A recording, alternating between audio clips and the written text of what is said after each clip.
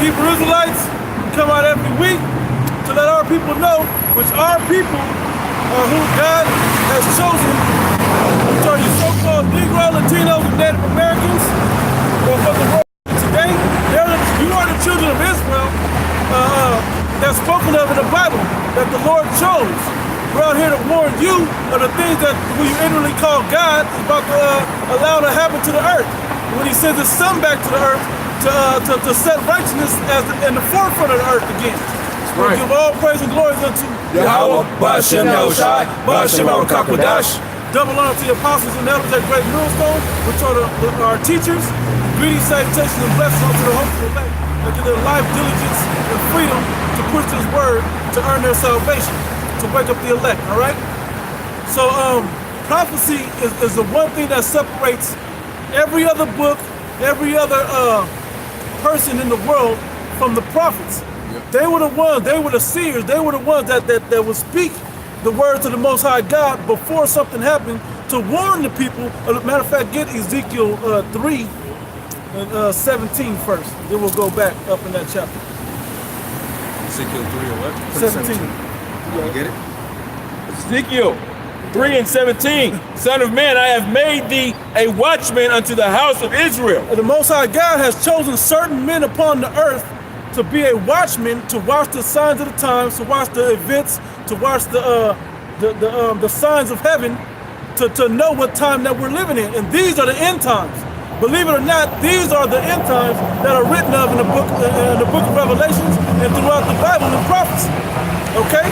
We're here to watch and tell you, hey, watch out, the mark of the beast is the RFID chip. Don't take it.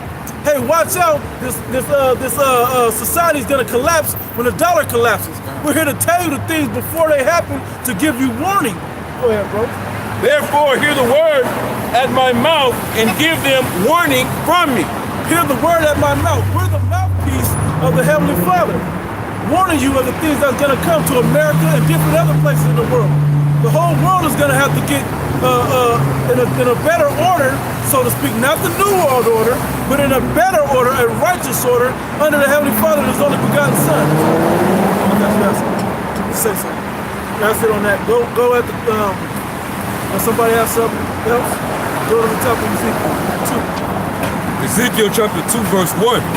And he said unto me, Son of man, stand upon thy feet, and I will speak unto thee. Hey, the standing upon our feet goes directly back to Ezekiel, the 37th chapter, when we're woken up from these graves. That grave is a dead spiritual state. You've marked yourself, dummy. It's a spiritual mind state that you were dead before, that he's now waking our people up to who they are and standing up certain men, the prophets and the elect, to prophesy and to earn their salvation from you. Go ahead, bro. Real quick. Yeah. Ezekiel, man, these pages, man. Ezekiel 11. Yeah. Ezekiel 37, since you mentioned it. Yep. Perfect. It's a lot. I thought I had it too. Ezekiel 37 and verse 3. It says, and he said unto me, Son of man, can these bones live? And I answered, O Lord, power, thou knowest. Again he said to me, prophesy upon these bones, and said to them, O ye dry bones, hear the word of the Lord.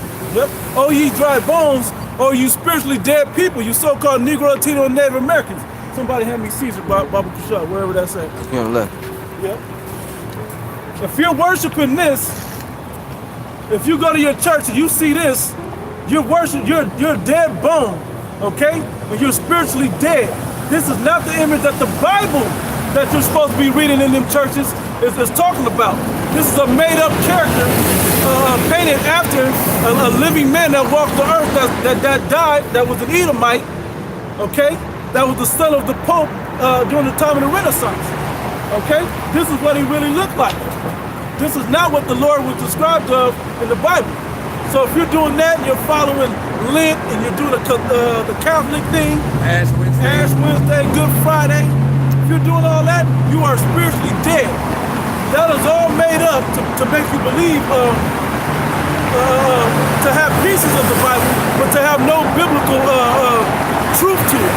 Okay? They put those pagan ideologies with the Bible. That's right. And you guys, they combine them to bring the people together, and you people practice those wicked ass holidays to this day. Those wicked ass traditions. That's right. Hey, because Lent begins what? No, you're on point. Lent begins 40 days, but then it ends with Easter, right? But how was that? How was that when after Easter was when he went into the sepulchre and rose? Then 40 days he walked the earth before he was taken up in a cloud. How you gonna have 40 days before? 40 days represents they mourn and weep for the death of Tammuz, which was the son of Semiramis and Nimrod. Yep. All right, and they mourn for him 40 days, 40 nights. That's where that goes back to. Yep. That's right, which brings you right into Easter. I mean, it's all tied in. But if you just take, if you don't do your research, that's the thing about Great Millstone and the real men of the Lord that are whatever camp they're in. Tammuz, and those were Babylonians. Yeah. Those were heathens. Yep. Those were Africans. Pagan ideologies that have nothing to do with the scriptures. Well, actually, Babylon is Iraq. Right? My bad. So, but that goes back to those people. The thing that, if I may say real quick, going back to the Dark Ages, like when Constantine and them was on the scene, what they had to do to maintain and get political and economic leverage over everybody was, if anybody had an opposing a belief that was contrary to the scriptures, what they had to do was they had to amalgamate all those different pagan ideologies and bring it together in order to bring all the people into that religion. That's why the Catholic Church is so predominant, and there's so many of them. There's billions of them on the earth, because it appeases everybody's paganistic ideological stance. And the word Catholic goes back, or Catholicism goes back to universal. So it's universal meaning what? Meaning it's a broad spectrum of everything, but the real truth is acute. It's a small, straightforward, there's no left and right, there's no gray area, it's just what it is, just one lane of truth, that's it. But that spectrum is so broad, if you believe that homosexuals can repent and they'll be all right, then you can, it just gives you every angle. That's that a whole women are your doctrine. God, it's all type, it's everything but the truth. Once the truth is mixed with a lie, it's no longer the truth. That's what they did. They let you hear the buzzwords of the truth, and then they connect it to a lie, and now you believing in a lie. So let's go back. Yeah, the Catholicism is that's a they call it not a monotheistic, but a polytheistic religion, man. Meaning many gods, many theos is God in Greek, and poly it means many. So many gods. That's why even Islam stems out of Hinduism, Islam. All those stem out of the Catholic Church, so that they can pull in all different ranges of people into one belief system. Kind, because don't Catholicism mean universal? Universal. Yes, sir. I'm gonna finish this. Back in Ezekiel 37, and verse, I'm gonna jump to verse 9. It says, "Then said he unto me, prophesy unto the wind, prophesy, son of man, say to the wind, thus saith the Lord God, come from the four winds, O breath, and breathe upon these slain that they may live. So I prophesied as he commanded me, and the breath came unto them, and they lived and stood upon their feet."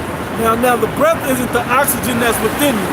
The breath is the wisdom of His word that gives you what makes you alive. Okay? Breath is the understanding of the prophecies. The understanding of the prophecies, the understanding of the words of the book, the wisdom that's written in this book. Without it, you're not alive. You're just a brute beast. You might as well be a dog or a cow or something wandering around eating and shit. You know? Yeah, if you call yourself an American, like an African American, Black American, Mexican American, Puerto Rican American, basically you're still in gross darkness. You're still spiritually dead because you don't even know who you are. You don't even know your true identity. You don't know the name of your God. You don't even know the God that you serve, and you don't know what He recommends of you to serve Him. So you're just completely dead and gone. You're just walking in the ways of this world, which the ways of this world is to be a complete deviant, a complete animal, to have no self-control, no discipline. Okay? Hey, we're living in the fourth beast, the end of the fourth beast. Right. So the people that rule and control this current world, they're like beasts, they're like animals. Right. Okay? Animals, they don't have a certain moral code that they live by. They just live by their instincts, their flesh. So so basically, to live after the manner of these people is to live animalistically, man. Hey, Like a beast. Hey, Jake get into they get into like basically the sexual perversion that you see happening. You know, Jake getting with so-called black men wearing dresses. All right, dealing with other men. That's not that's not normal.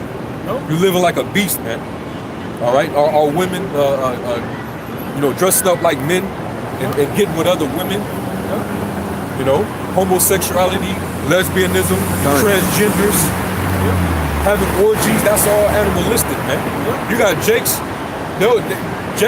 They'll follow after what Esau do. You'll see a Jake couple. Just so they can get some type of clout on the internet, they'll have sex out in public, in front of everybody, at a public park or whatever. That's an act of a fucking animal, man. So when you're in that spirit, you're dead. Okay, you're dead, man. You have no breath in you, man. Okay? The Most High made us elect upright. All right, so we're not supposed to be following after these damn heathens and their ways of life. You know, living like the brother said, beast. Yeah, the difference in Ezekiel, the difference between everybody else and the men of the Lord or the elect, men, women, and children or whatever, the difference between us and you, and it's supposed to be between all Israel, is what it said in the book of Ezekiel now that we're reading. That this book was given unto us so that we would live better upon the earth. That we would live wisely in the ways of the creator of the earth. Okay? It's like, I always use the analogy, it's like having the rules or the instructions on how to do something versus trying to figure it out for yourself. Everybody else trying to figure it out, but this book gives us the ways that we're supposed to do it, that you will have the most benefit out of your life. Okay? And if you're not living by that, you're spiritually dead and you're in gross darkness. All right? You got it, bro. Sleep. Yep. This dude is crazy, man. Light wasn't even for him to joke. Right. Let me. This is a quick pre. This is Psalm 73 and verse. I'll start at 21. It says, matter of fact, I'll start at 20. It says, as a dream when one awaketh, so, O Lord, when thou awakest, thou shalt despise their image. When you come back to dealing with us, you're gonna despise what you see in us. Yeah, because like Esau, he's trying to make you worship his image, his likeness, his beast, which is to be a deviant, just to be a complete demon, you know, to be a total degenerate. But when you wake up in the light, when you wake up to the truth, you begin to despise that, man. Like the Most High, he despised that image. That's why anybody that bows down to this system and walk after the manner of this devil, the Lord despises you, man. You know? The Lord actually despises you if you want to walk after the way of the so-called white man. The Lord hates you. Yeah. You look at Jake that walked by a few minutes ago, right? You look at us and see the look and the things that we do in our life, but you see that Jake, he's completely in the world. And we can see it, I mean, the face tattoos, the tight jeans, the whole nine, the shaving face, 5 o'clock, you know, you can't keep, your beard naturally wants to grow. That's why by 5 o'clock, you've already got a shadow of a beard growing back. Because it's naturally supposed to have that on your face. But Jake want to sit there and cut and be smooth baby face like the white man all damn day. That's not what we were given to live the righteous way in the earth. That's why you get all these razor bumps and whatever else when you do that. And magic shave don't help that, okay? It may take the bumps away, but you still look like a heathen in the eyes of the Most High God. And you know that Jake ain't supposed to shave because we the ones really only get really bad razor bumps, man. Yep. You know, That's a plague for That's doing that. God. You got back in there. Yeah, let me go back. It says, verse 21, it says, thus my heart was grieved and I was pricked in my reins. I'll read it again. It says, verse 21, it says, thus my heart was grieved and I was pricked in my reins.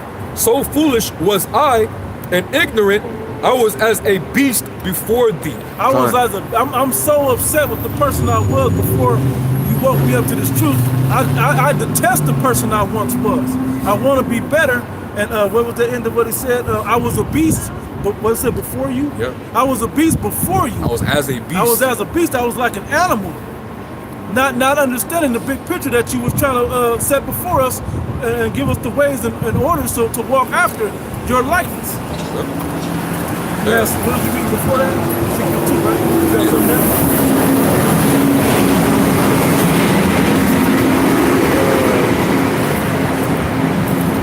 This is Ecclesiastes 7:29. Lo, this only have I found that the Most High have made man upright, but they have sought out many inventions. Hey, he made us to walk. That when he gave the breath into Adam, it was to wake us up to walk the wise ways of the earth. But what has man done? Man has sought out to be lowly, like a beast, like an animal, to not be upright. But literally, now that doesn't mean you crawl all forth like an animal, like a monkey or something. It just means you're living in the mindset of a beast or an animal. Right. You're just following your instincts, following your flesh. That fleshly nature. Yeah. Yep. It's like lawless. Yep. Without discipline. Yeah, bound. Without bounds to know what you should and should not be doing in the earth.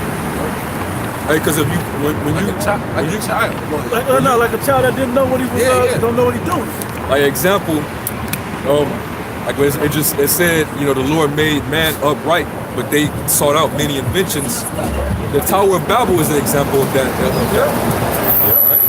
We're gonna build a staircase on earth to get to the fourth dimension in heaven.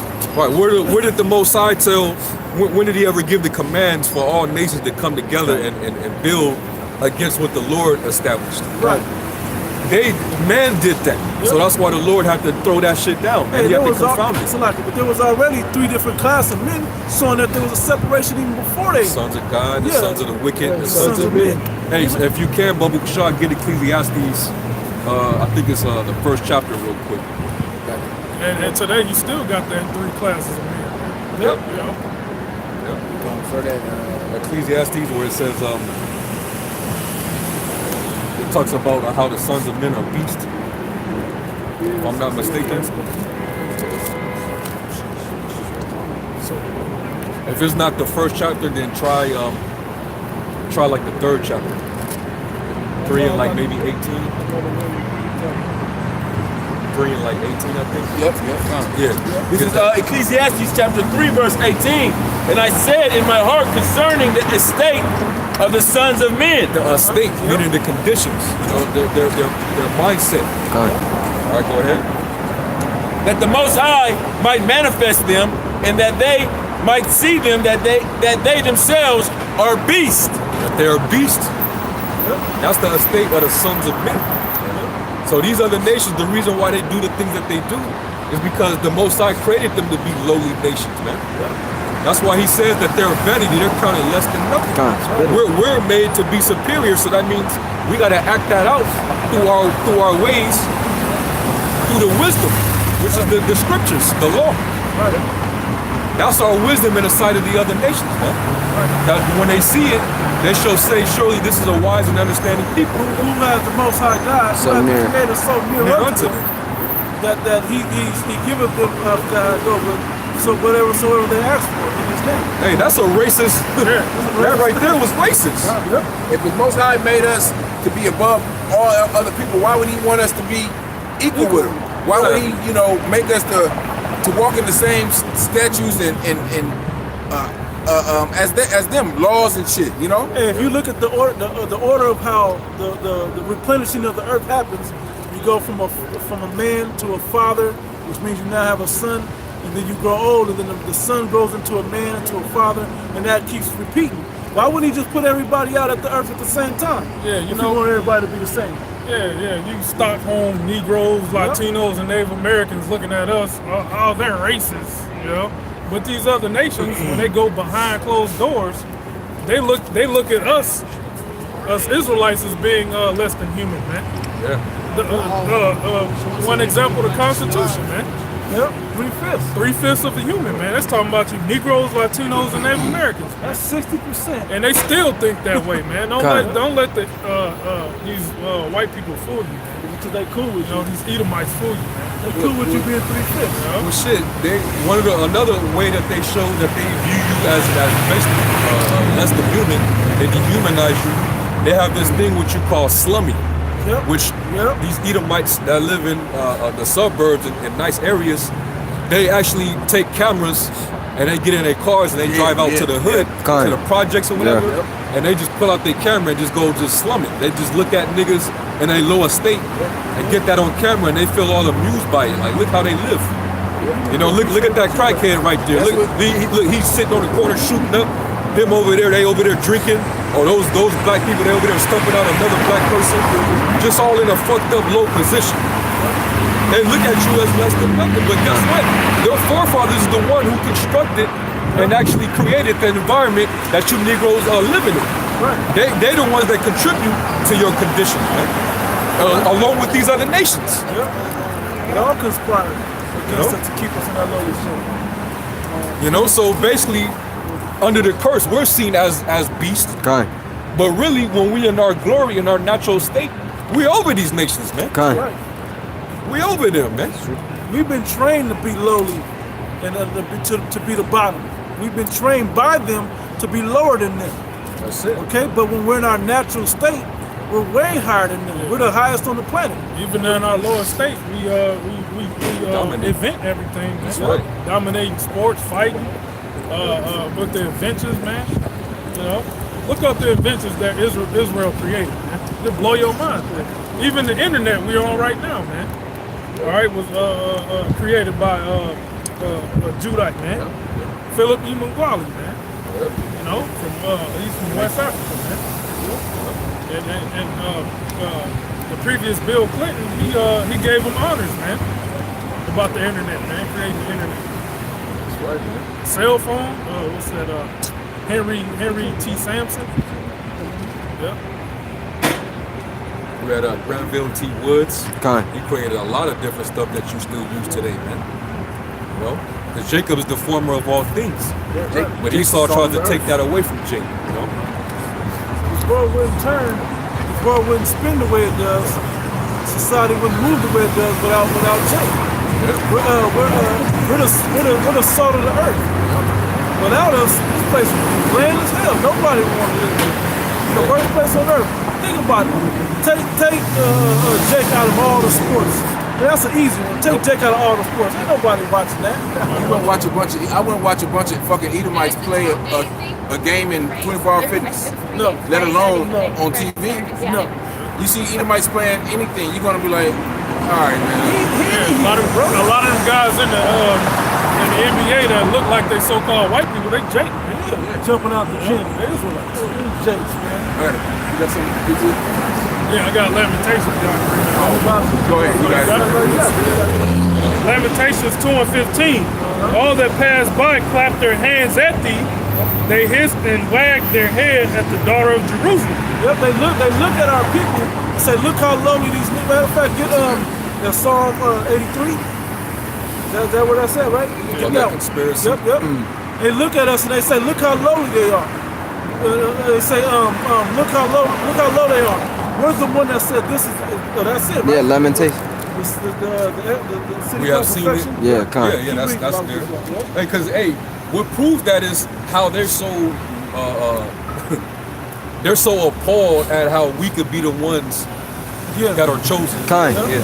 They act so it's just so out of this world that we could possibly be those people. Wait, you say that you are the Jews? You're the Israelites? Yeah. You know, they laugh about it. You know, they gotta come with all type of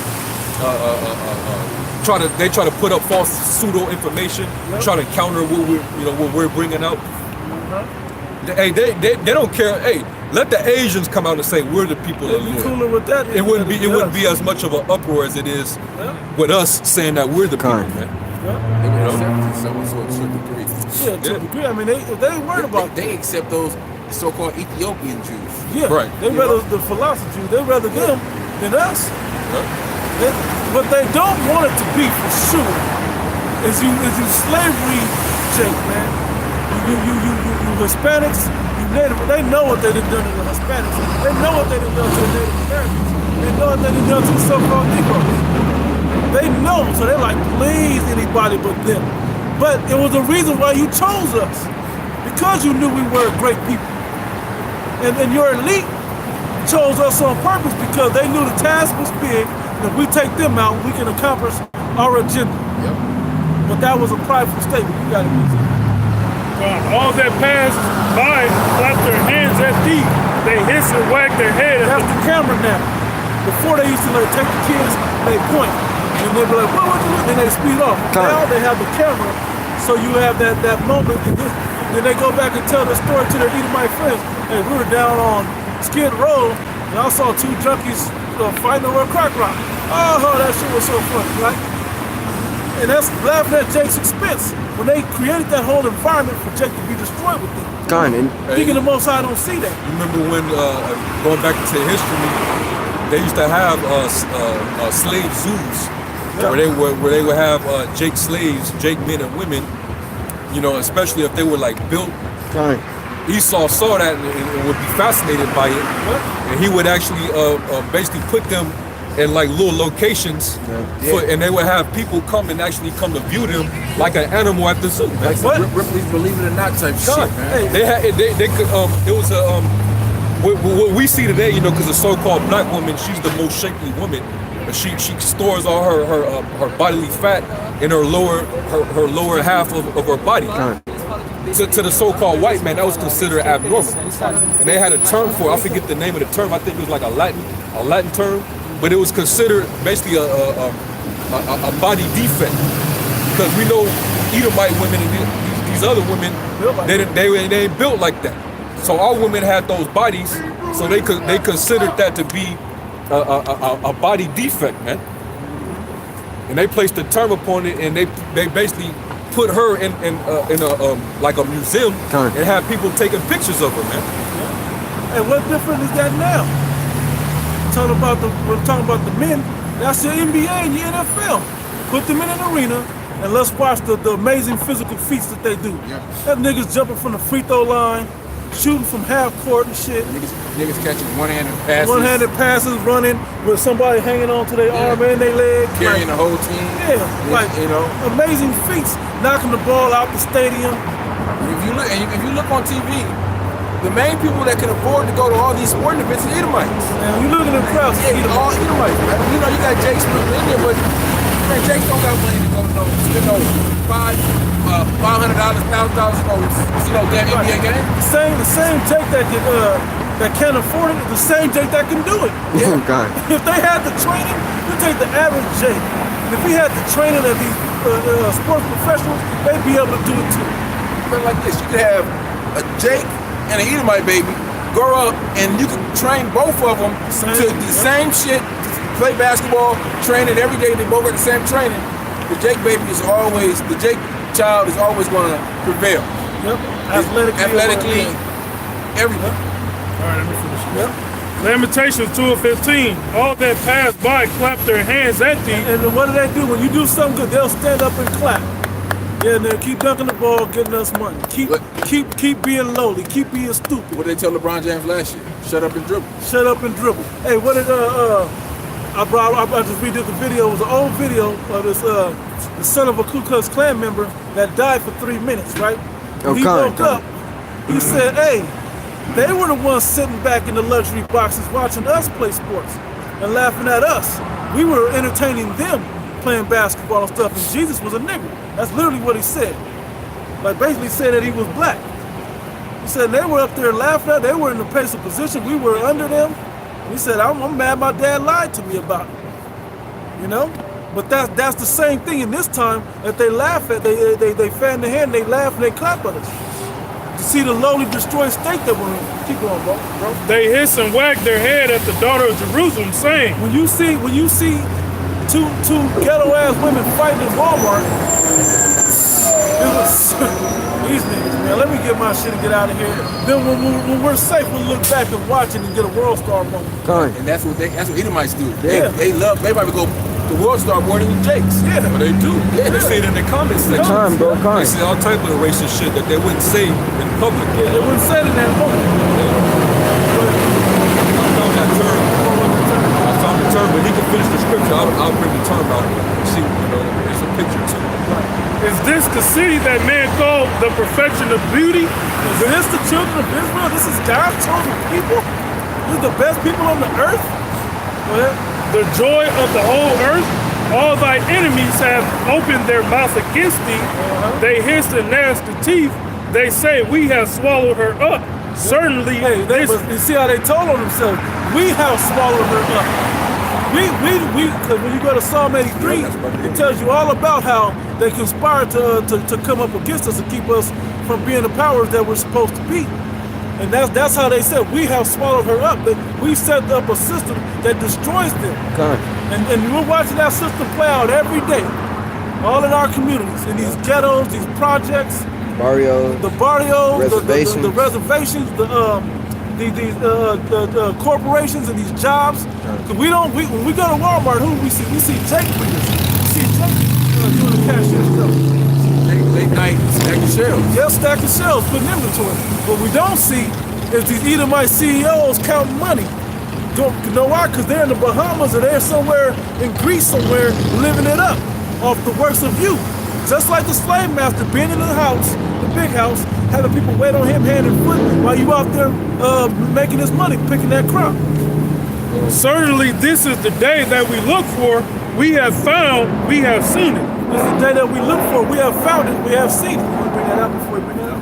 Yeah, real quick, going into the condition of this, what they call a condition that the so-called black woman has, right? About her voluptuous. About her voluptuous, which the Most High created the best for us. Okay, that's why He created our women to have that, even though it's getting out of proportion right about now. they done to that Tighten it up, baby girl. Isaiah 3rd curse, but it's the term is called steatohygiene. Steatohygiene is a state of having substantial levels of tissue on the buttocks and thighs. This build is not confined to the gluteal regions, but extends to the outside and front of the thighs and tapers to the knee, producing a curvaceous figure. Yep, that coke bottle. And as we say now in these times, that genie bottle. Jake got that genie bottle now. Now when you go into, I'm gonna show the image. I'm gonna show it, but this is a better one. This is a better one. All right, this is from BBC News. It says the significance of Sarah Barkley. All right, and she was a slave black woman, but they used her and paraded her around these Edomites, basically to show her off, her figure, her body, man. And basically Esau got off on that. Hey, so basically she was being paraded as a freak show. Much like how the so-called white man and all these other nations see our women. There's nothing new under the sun. Hey, all this booty shaking and all of that our yeah, because our woman got a big ass, so she club and all that. It goes back to slavery. It goes right back to that. Yep. And here's the image. Wasn't she the same one which Esau just kept giving her over into Edomite men where they was smashing her? Yeah, she was getting smutted out, man. Got that, man. I'm gonna read some of that article. If she walked in the room right now with all that. Yeah, man. And what they did was they sexually exploited her, man. So it says, this is from the Science Photo Library. 2 centuries ago, Sarah Bartman died after years spent in European freak shows. Now rumors over a possible Hollywood film. It was called ghetto gagging now, okay? That's what it's called today, all right? It says, now rumors over a possible Hollywood film about Bartman's life have sparked controversy. Yeah. Sarah Bartman died on December 29, 1815, but her execution continued. Her brain, skeleton, and sexual organs remained on display in a Paris museum until 1974. 1974. So they cut off her They cut off her body, her body Right. parts. vagina and her titties. And her butt. Kept it for people to marvel at.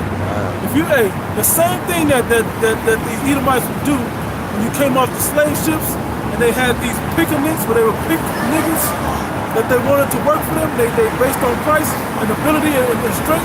Like the combine.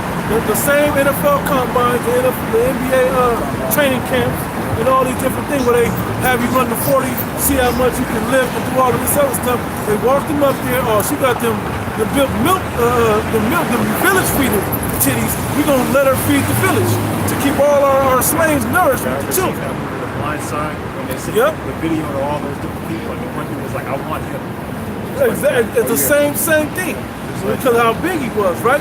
The same thing happened to our women that happened to us. Okay? They have completely destroyed us. That's why I said they have seeded, they have destroyed us. They gnashed the teeth and wagged the hand at us. There's a little warning, right? Oh, no, I got to preach Okay, something. no. All right, yeah, I'll finish it. It says her remains weren't repatriated buried until 2002. 2002. Yeah. That's damn near almost 200 years. Yeah. So this is just one story. So Right, basically, one thing. this is one story. And that's like Pocahontas is just one story. It's a similar thing. So this is basically like them showing that they were dehumanizing this woman. Gone. Okay, like they were just seeing, like, oh, that's an animal meat right there. walking, yeah. That's a lot of meat right there. Look at the big ass on that gal. You can see how they was talking back then. That winch, that nigga That guy. nigga gal, that winch right there. You know? It says, brought to Europe seemingly on false pretenses by a British doctor, stage name the Hottentot Venus. Hottentot. She was paraded around freak shows in London and Paris with crowds invented to look at her large buttocks. Hey, like the strippers. Yep. You call yourself after certain exotic names. Gone. You know? Sapphire. Venus. Shit. Yeah. They probably call themselves Venus. Which that goes back to the worship of Asherah, which that was a fertility goddess of the Sumerian Empire, the Mesopotamians, and a lot of Jakes, they was actually worshiping Asherah. They would have what you call Asherah poles, which when you study into that, a woman that symbolizes sexual promiscuity and fertility. Those women on those poles, what does that symbolize? Gone. Well, that's what Jake was worshiping back then. When you read, during the time of the Babylonian Empire, they were worshiping Asherah, man. Look it up, man. Okay, worshiping whoredom. That's why Jake to this day, a lot of them worship these women Gone. That's and why, pedestalize them. that's why the Black Conscious Movement, they have no problem. It's already in themselves to believe in the black woman is God. Exactly. It's easy to do that because of what was paraded around with our women from back then, as well as being over-sensualized and over-sexualized in today's times as well. Which is going back to what we're talking about, how the estate of the sons of men are as beasts, man. You know? Animalistic. So continue on, it says today she is seen by many as the epitome of colonial exploitation and racism, of the ridicule and commodification of so-called black people. Yeah. All right, now I'm gonna jump down real quick, and then we can get back into the scriptures.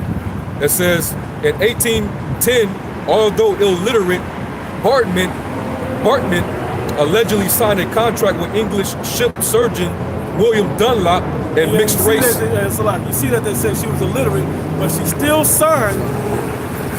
Esau doing paperwork, man.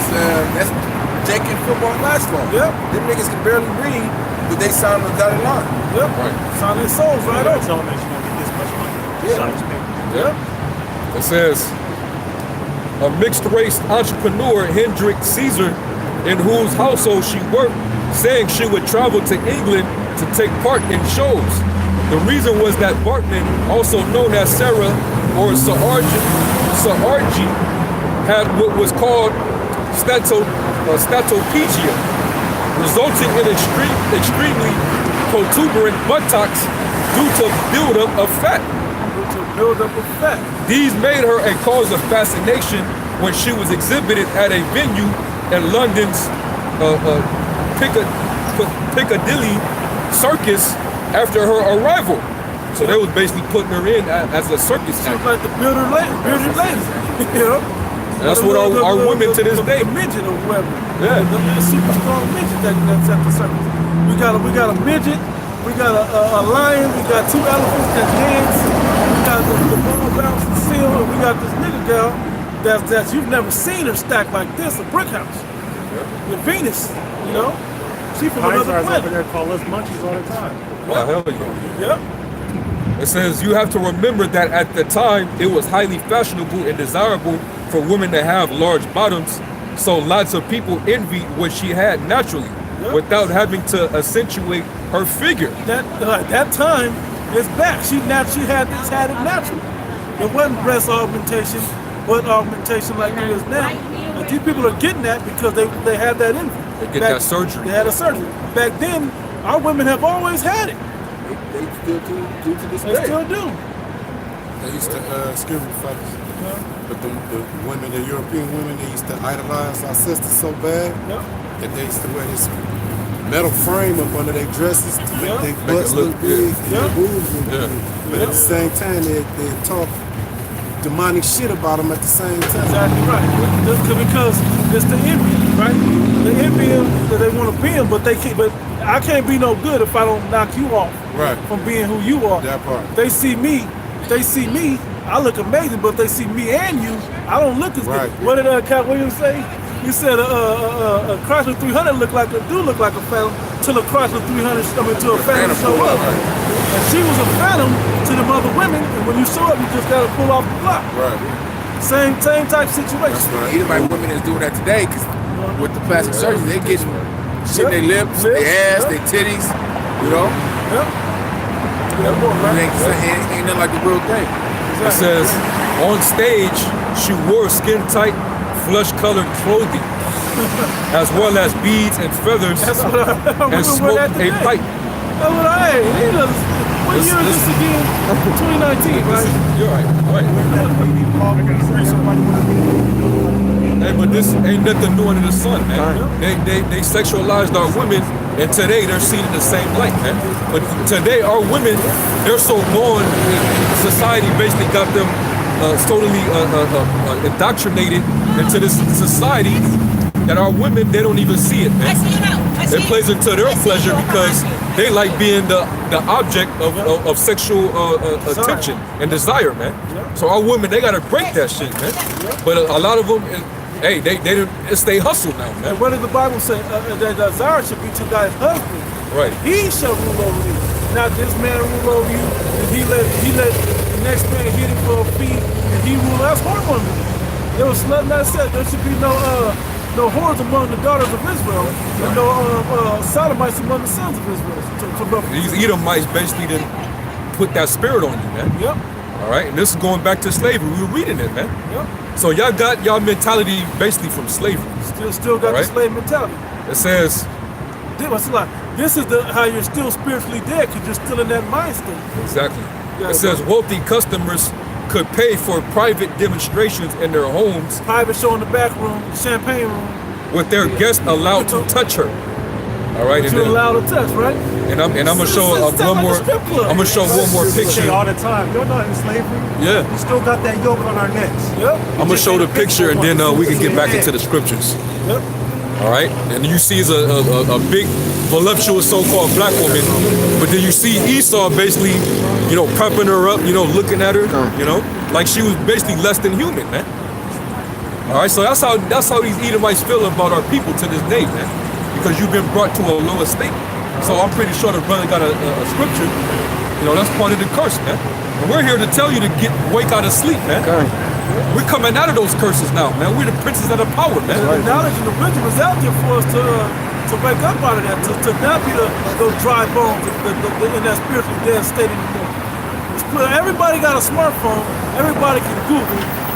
the information's out there. It's not that we're on every corner at least once a week. And on the internet and YouTube 24 hours a day.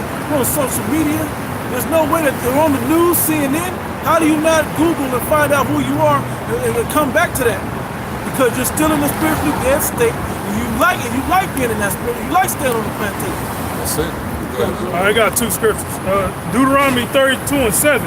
Remember the days of old, consider the years of many generations. Ask thy father, and he will show thee, thy elders, and they will tell thee. So Hey. that's Yo, I mean, meaning what? And we're supposed to look back to our origins, man. The ways of our fathers, man. What was the ways of our fathers, man? This knowledge, okay? The ways of life. What does that tell you? Was that Jeremiah 6 and 16? Seek ye the old path. Yep. But then it also, we gotta get it. yeah, go in and get it, man. You know, because that wasn't our way, man. For our women to whore themselves out, to be paraded, you know, as sexual objects. You know, our women dancing on the pole. That's actually a curse, man. actually, we got to go through these. Remember the days of old. Remember what our enemies did to us. Yeah, what we went through as a people. You know, because a lot of our people fucking think that white people are their friends, man. These Exactly. Edomites, man. They're these other nations, man. Exactly. All right? Jeremiah chapter 6, verse 16. Thus saith the Lord Yahweh, stand ye in the old ways, in the ways and see, and ask for the old paths. Yep. Where is the good way? And walk therein. Yep. And What's ye the shall- good way? The word, man. The truth. Wisdom of the word. Okay. Law, statutes, and commandments. Yep. Go ahead. It says, and walk therein, and ye shall find rest for your souls. Yep. Hey, has your way worked? Has this society worked out as a whole? There's one or two that make it to a certain level, but those that made it to that level, do you really have rest within yourself? No. You gotta work to get there. You gotta give up yourself to get there, and then to stay there, you gotta continually sacrifice and give up yourself to get there, to stay there. And no matter what, at the end of the day, ask Bill Cosby, ask R. Kelly, and whoever else, you can see that they still want their money back. They're gonna come and take it from you, take you down before you die off this planet anyway. Ask Michael Jackson, whoever else. Deuteronomy 28 and 65. Yep. And among these nations shalt thou find no ease. No need. Neither shall the sole of thy foot have rest. Nothing that you do is gonna give you rest. Okay, when it's talking, a lot of times the analogy in the scriptures was talking about with your feet and walking is the things that you actually are doing. Okay, when you do them, there's nothing that you can do on the earth that's gonna give you peace and rest. This word is what refreshes you and gives you Isaiah rest. 28. Yep, 28 and like 12. Yep. Go ahead, bro. It says, but the Lord shall give thee there a trembling heart, a failing of eyes, and a sorrow of mind. And then think about it. You think she went out and paraded herself in these circuses just because she wanted to do it? No, She you was know a her slave. life was on the line. She was a slave. You know she was threatened with death or whatever, or starving or whatever they, letting the lions. Kill her family or Yeah, some shit. something. She has some consequences she didn't do, as most of our people did. So I know how to message. Let me wrap this last little bit. It says, what you got? I have what he said. Okay, let me go ahead. It's Micah 2 and 10. Arise ye and depart, for this is not your rest, because it is polluted and shall destroy you, even with a sore destruction. The ways that you've been living in the society are set up to destroy you. Yeah, but in the meantime, as you're learning and thinking you're getting somewhere, they'll give you a little bit to make you feel like you're coming up in the world. That's all for their entertainment. And when they're tired of looking at you, they'll pull the plug on you and let you wither away and die with everybody else that's lowly and on the bottom. Yeah, Esau's, when you go to school, Esau teach about history, it's all lies, man. Yep. So that's polluted. That's pollution, man. You can't look at the society and the wicked ways and expect it to profit you. Wickedness, the only thing it profits is the grave. Because it breeds sin. Okay? Hey, that's why this is known as the valley of the shadow of death. Yep. All the ways of this society, it leads you straight to death, man. This society teaches you to follow after your fleshly desires, but all your fleshly desire is to basically overconsume until you become deadly to yourself. You become deadly to yourself. You have these drug addictions. or you just is burning in your lust to pop this woman, that woman until you pop the wrong woman, and then some nigga come back and smoke your ass, you know, or you got some type of foul lust, all right, in your spirit, and now all of a sudden you find an affection for other men. Turn it into a straight sodomite, man. And that's heavy in these times. And that's what this world is actually pushing right now, man. It's all ways to lead you to your death, man. And the scriptures say the wages of sin is death. That's the reason why we die. That's the reason why we're mortal. It's because we're not walking in perfection of the Most High's word. Because this word will make you immortal. Where the flesh don't profit, but your spirit profits, and you're righteous. Yep. But this skin of this change of darkness, this skin, this flesh, is corrupted. It's all corrupted, and it's going to lead you to be corrupted if you let it lead you. Exactly. Who has something? I have something. Come. You said you was gonna finish that too, let me right? wrap, But finish that and then you can go back to that. Yeah. It says, I'm gonna read it from the top. It says, Jeremiah chapter 6, verse 16. Thus saith the Lord Yahweh, stand ye in the ways and see, and ask for the old paths, where is the good way, and walk therein, and ye shall find rest for your souls. But they said, we will not walk therein. That's Jake. That's the people on this line right here, because we trying to tell them to repent and come back to the old way. And Jake got a problem with that, man. You know, I ain't no Israelite, man. I'm African. I'm an African. I'm black. I'm Muslim, you know. I just said, what color are you? Yeah, just gross darkness, man. You know. That's all they knew. They rather feel comfortable going with the social constructs that their oppressor created, man. Your oppressor, the one who brought you into slavery, he created that construct of you being black or you being African. Okay, the circumcision of the heart. He did that, man. He called you you so-called Puerto Ricans, which the word Puerto Rico means rich port. You know. Why did he call you a rich port? Because of what you had in that land over there. And y'all inhabited that land, so he named you after the land. So we want to pull up and get rich off of that land. Because we have gold, fruit, all types of commodities over there that we can. No. No pictures of us. Not of us. It's not of us, please. Because we actually nice. I know. Because we actually nice. That's why. Just because we actually nice. So. Thank you. Back to the point, you were saying you call them rich port, like you dumbass Asherites. They calling yourself Colombians after Columbus. You know, the people that colonized and conquered you. You're running with their great consumer fire. It don't matter man. about what color this flesh is. And the many member Esau, one body of the Messiah. And Esau, what he does, what Esau's going to do, is every land where he's actually went in the earth to colonize and commit genocide against the people of those lands, he would take those lands and make it his own identity to hide from his identity, and then he'll call you after his own name. Okay, he calling you an African when that's named after an Edomite Roman general. So after he done took a land and colonized it and stole it, he'll name it after himself, and then take on that identity, and then the people that are already there that he enslaved, he basically put that name on them. So if you call yourself after an African, you call yourself after the Roman general. Okay. Micah chapter 2, verse 2. And they covet fields and take them by violence, and houses and take them away. So they oppress a man and his house, even a man and his heritage. That's exactly what he does. Like, he's known to do that since his existence, man. All right, now if somebody can get Psalms 49 and 11. Psalm 49 and 11. Once he goes and take your heritage, you know, cast you out your home, you know, banish you, and take that land, and the scripture gonna tell you what he does. Their inward thought is that their houses shall continue forever. Hey, the houses that they stole.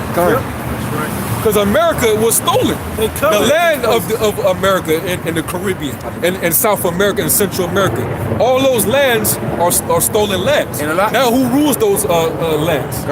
Edomites. not the people, the indigenous people of those lands.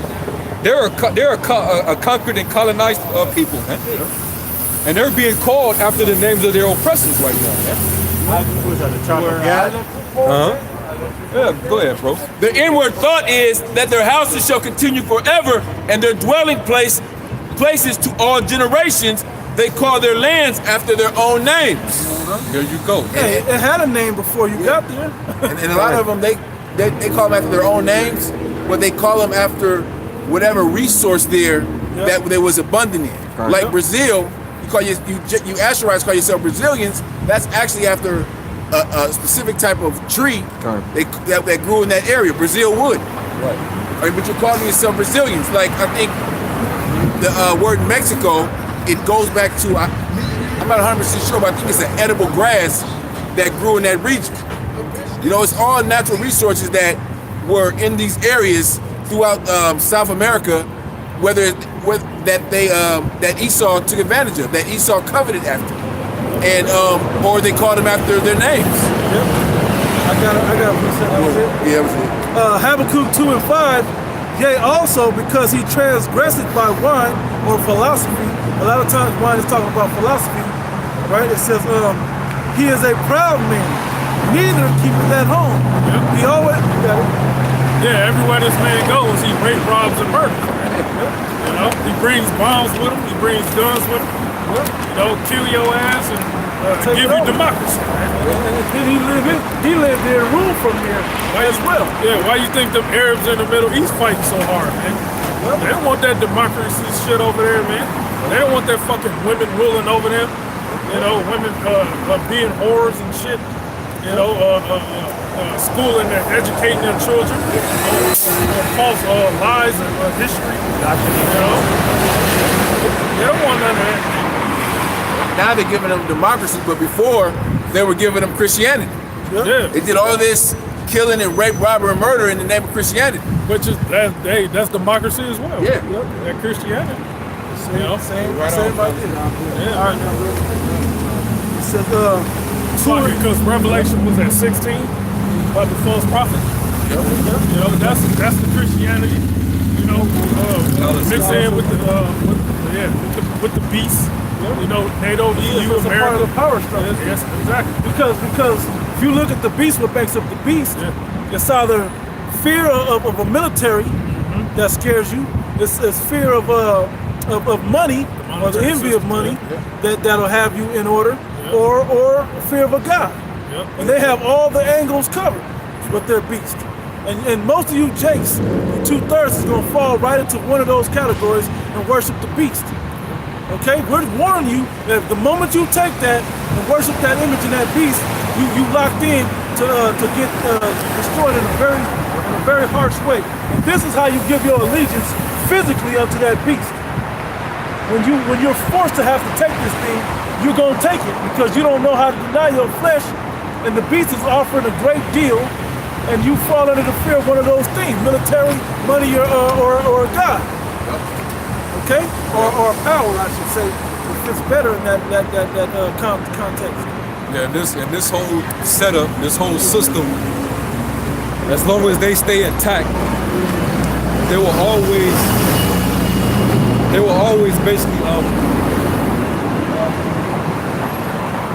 basically they're set up to keep Jake in the position of the lowly man. Yep. You know, to keep you out of touch with your power, with your true heritage, to keep you on the bottom, man. And so I tells you when you go back into Daniel the 7th chapter, it tells us about how the beast made war with the saints and prevailed against you. You know, we got defeated by the system, and they're just now our people are just a product of what that system did to us, man. You know, but hey, we're gonna overcome, starting with the elect. Right. Everything on TV should down put the pork in it. Everything has pork in it. You could buy a steak and they said, then we jazzed it up and added bacon. We got shrimp top lobster. Watch that show. It's ridiculous. That's that dude guy here. Every time I see him on there, everywhere he go, he always got bacon in it. Pork sausage or some shit like that. Pork So shoulder. that's some abomination on it. The simplest thing that don't even say pork We got gelatin in it, and that's pork. That's the devil, man. He's just he gotta put it. He gotta slap it. No. Because I noticed this a few years back. Like you said, everything on TV has that delicacy quality to it. Red Lobster, they got the dipping in the oil and the butter, and that's all about. Even when they have stuff like at certain restaurants, even these fast food places, now you can't just buy the cheeseburger. You gotta ask for the bacon cheeseburger with no bacon. And like you gotta ask for it without the abomination on it. That come with bacon. You gotta ask for it. Because all the magic comes with it now. Gone. I got a precept. Psalms 34 and 11. Come, ye children, hearken unto me. I will teach you the fear of the Lord. Come to the prophets. We will teach you the fear of the Lord. Okay, because you people don't have it. You thought you could. A lot of y'all went to church and been at church all weekend. All since Wednesday, y'all been at church. Y'all gonna go to church every other night for 40 more days, all the way up to Easter. And come the day after Easter, y'all gonna be damn demons again. Okay, but you demons now. It kind of as the script says, you go to a place for no profit. You know, talking about that church house, man. It can't offer you nothing. Yeah, Isn't it in the book of Isaiah? Talk about how that's a smoke unto his nostrils. yeah. The things that our people do in the name of the Lord's like, man, I'm tired of that, man. God, y'all ain't sincere. Y'all ain't for real. that's why he said I will not smell your Solomon Assembly. Yep. These days. Despise your feast days. I Amos despise 5. what y'all doing. Yep. They being wicked. Let's grab some of those.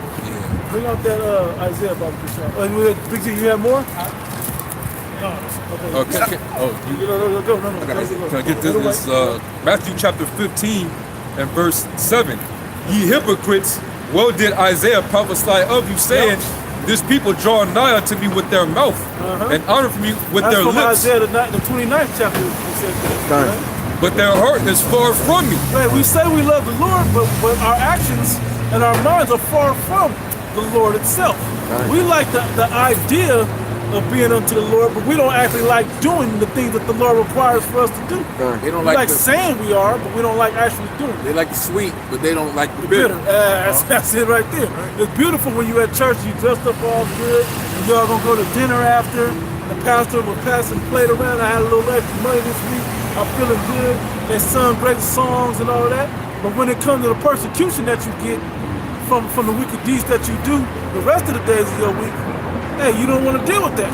Or when you sincerely do something that the Bible's really speaking of that we should be doing, and persecution come upon you for doing the right thing, you don't want to deal with that. It says, but in vain they do worship me, teaching for doctrines the commandments of men. And Catholicism put out a lot of commandments of men. They changed up the truth of the Bible and turned it into a lie, and you believe that lie that was mingled with truth, which makes it all a lie. It's leaven. Yeah, those traditions, the every year annual pagan traditions or celebrations of these so-called holidays. There's nothing holy about them. One last week, Ash Wednesday. What the hell is that? Where's that in the scripture? Right. And then you about to celebrate the goddess of star next Sunday. Hey, I forgot to do that. I missed it on Wednesday to do the video. But when I looked it up, they said it's a reminder from ashes to ashes, dust to dust. It reminds us of our humility. We're supposed to be humble from that day on. Supposed to be like lamenting, mourning, right. all of that. That's what it's supposed to be. I mean, that's what we did in the ancient world. When we showed signs of mourning, we would wear sackcloth and cover our heads with ashes. And we'll pull our, shave pull our beards out. But what y'all doing it in, that has nothing to do with that. It has nothing to do with that at all whatsoever. And the law and the scriptures are more spiritual, especially now more than ever, than physical. Okay, that's why you do it all based in faith. The faith without works is dead, so you still do have to do it. Right? That was it. Yeah. Isaiah 58:1. Cry loud, spare not. When the brother read, what was that you read, Big Z? You said, Teach you to fear the Lord. Yeah, if you could. Psalms chapter 34, verse 11. And it reads, "Come, ye children, hearken unto me. I will teach you to fear the Lord." Hey, come unto me, hearken unto me. I will teach you to fear the Lord. Go ahead. Cry loud. Isaiah 58:1. Second Corinthians, you got it? 2 Corinthians 5:10. 5 and 10? Yep, and 11. Well, Isaiah 58:1. Cry loud, spare not. Lift up thy voice like a trumpet. we gotta speak loud and tell you what you're doing wrong. Because if we don't, we have to warn you about it. Because if you don't, we have to teach you to fear the Lord. And if you don't do what the Lord tells you to do, or stop doing what he told you not to do, there's a consequence to it. It may not seem like there's a consequence to it, but there is. Keep your precept. I think your brother got it. Go ahead. And show my people their transgressions. You gotta show you where you're breaking the laws of the Heavenly Father. Go ahead. And the house of Jacob their sins. And show our people where they're sinning against the Heavenly Father. Okay? Transgression of the law is sin. Go ahead. 2 Ezra 1 and 5. Go thy way and show my people their sinful deeds and their children their wickedness, which they have done against me, and that they may tell their children's children. Yep. And what are they going to tell us? This is what you're doing wrong. Teach. Don't do this no more. That's the point. If your children's being bad, it's your job as a parent to teach them to not do wrong. Done. Well, the Heavenly Father appointed us to tell you. Instead of him himself, he appointed us to do it in his stead to tell you to stop doing wrong. Or there's going to be consequences and repercussions. Because the sins of their fathers are increased in them. Because the sins of your fathers, it's funny, you had us reading Kings, right? When you watch it all the way down the line of the kings that kept rising up, it said they did after the way of Jeroboam. They did after the way of Jeroboam. Their fathers. Their fathers, you know, And the who righteous kept teaching them the ones wrong way. said they did after the way of David. Yep, exactly. You know, whom the Lord was beloved of. Yeah, that's right. It says, for they have forgotten me and have offered unto strange gods. Okay, you holding something? No, I got the definition too. I got the definition of sin. Go ahead. Psalms, 1 John chapter 3, verse 4. Whosoever commits sin transgresseth also the law, for sin is the transgression of the law. So in the first 5 books, we have over 613 laws, statutes, and commandments. All right?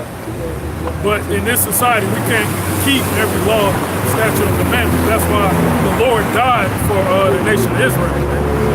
Grace. Yeah, that's why we're in grace. But the laws you can keep, like not eating dietary law, you keep that. You know, you ain't gotta eat pork. Yeah, the laws on sexual conduct, you can keep that. You know, wearing the beard on your face. Wearing the beard on your face, yeah. You can keep that. Keep the Sabbath. Yep. Sabbath. In some way, you can keep the Sabbath. Yeah. In some way. You know, if your work schedule might be against it, but popping your woman or other things that you're not supposed to do, Right. keep that angle up. Yeah, you can keep that angle. You can know when it is. It's, I'm not going to the gym tonight. It's a Shabbat. I'm kicking. That's right. You know?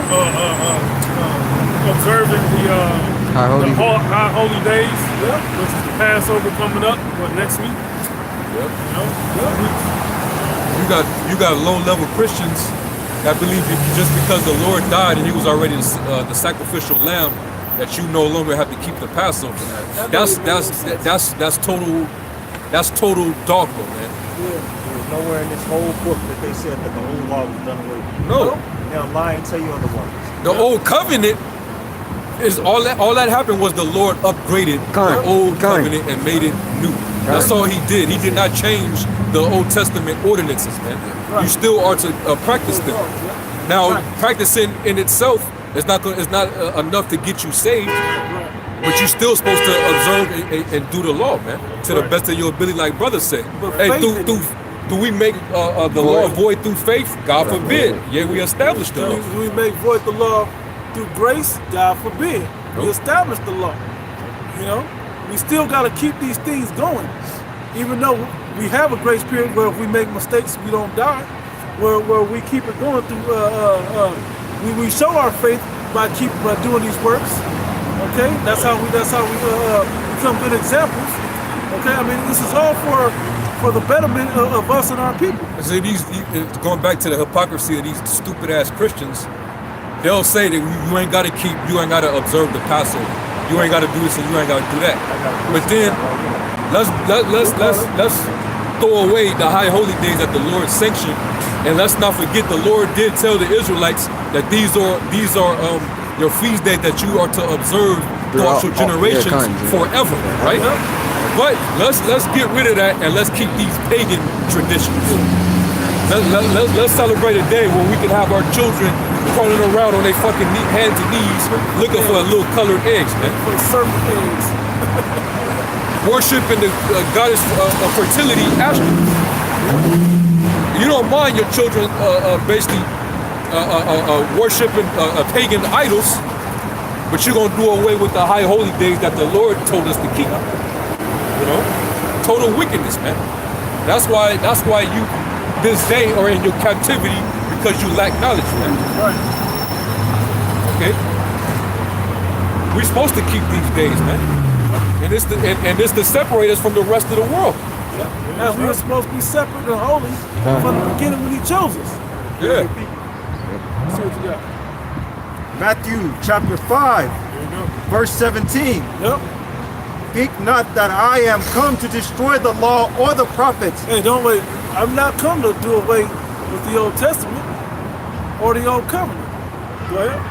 I am not come to destroy, but to fulfill. I came to fulfill it, and a lot of them Christians will say that it's over now because he fulfilled it. Read to the end. Yeah, we don't, but no, he didn't fulfill it. He was just able to perform it all. Khan, that word fulfill means to accomplish, bro. To accomplish. It don't mean to do away with it for everybody else. To get into it particular, what the Lord was saying was those things that were written of me in the law and in the Psalms and the prophets, I came to fulfill that.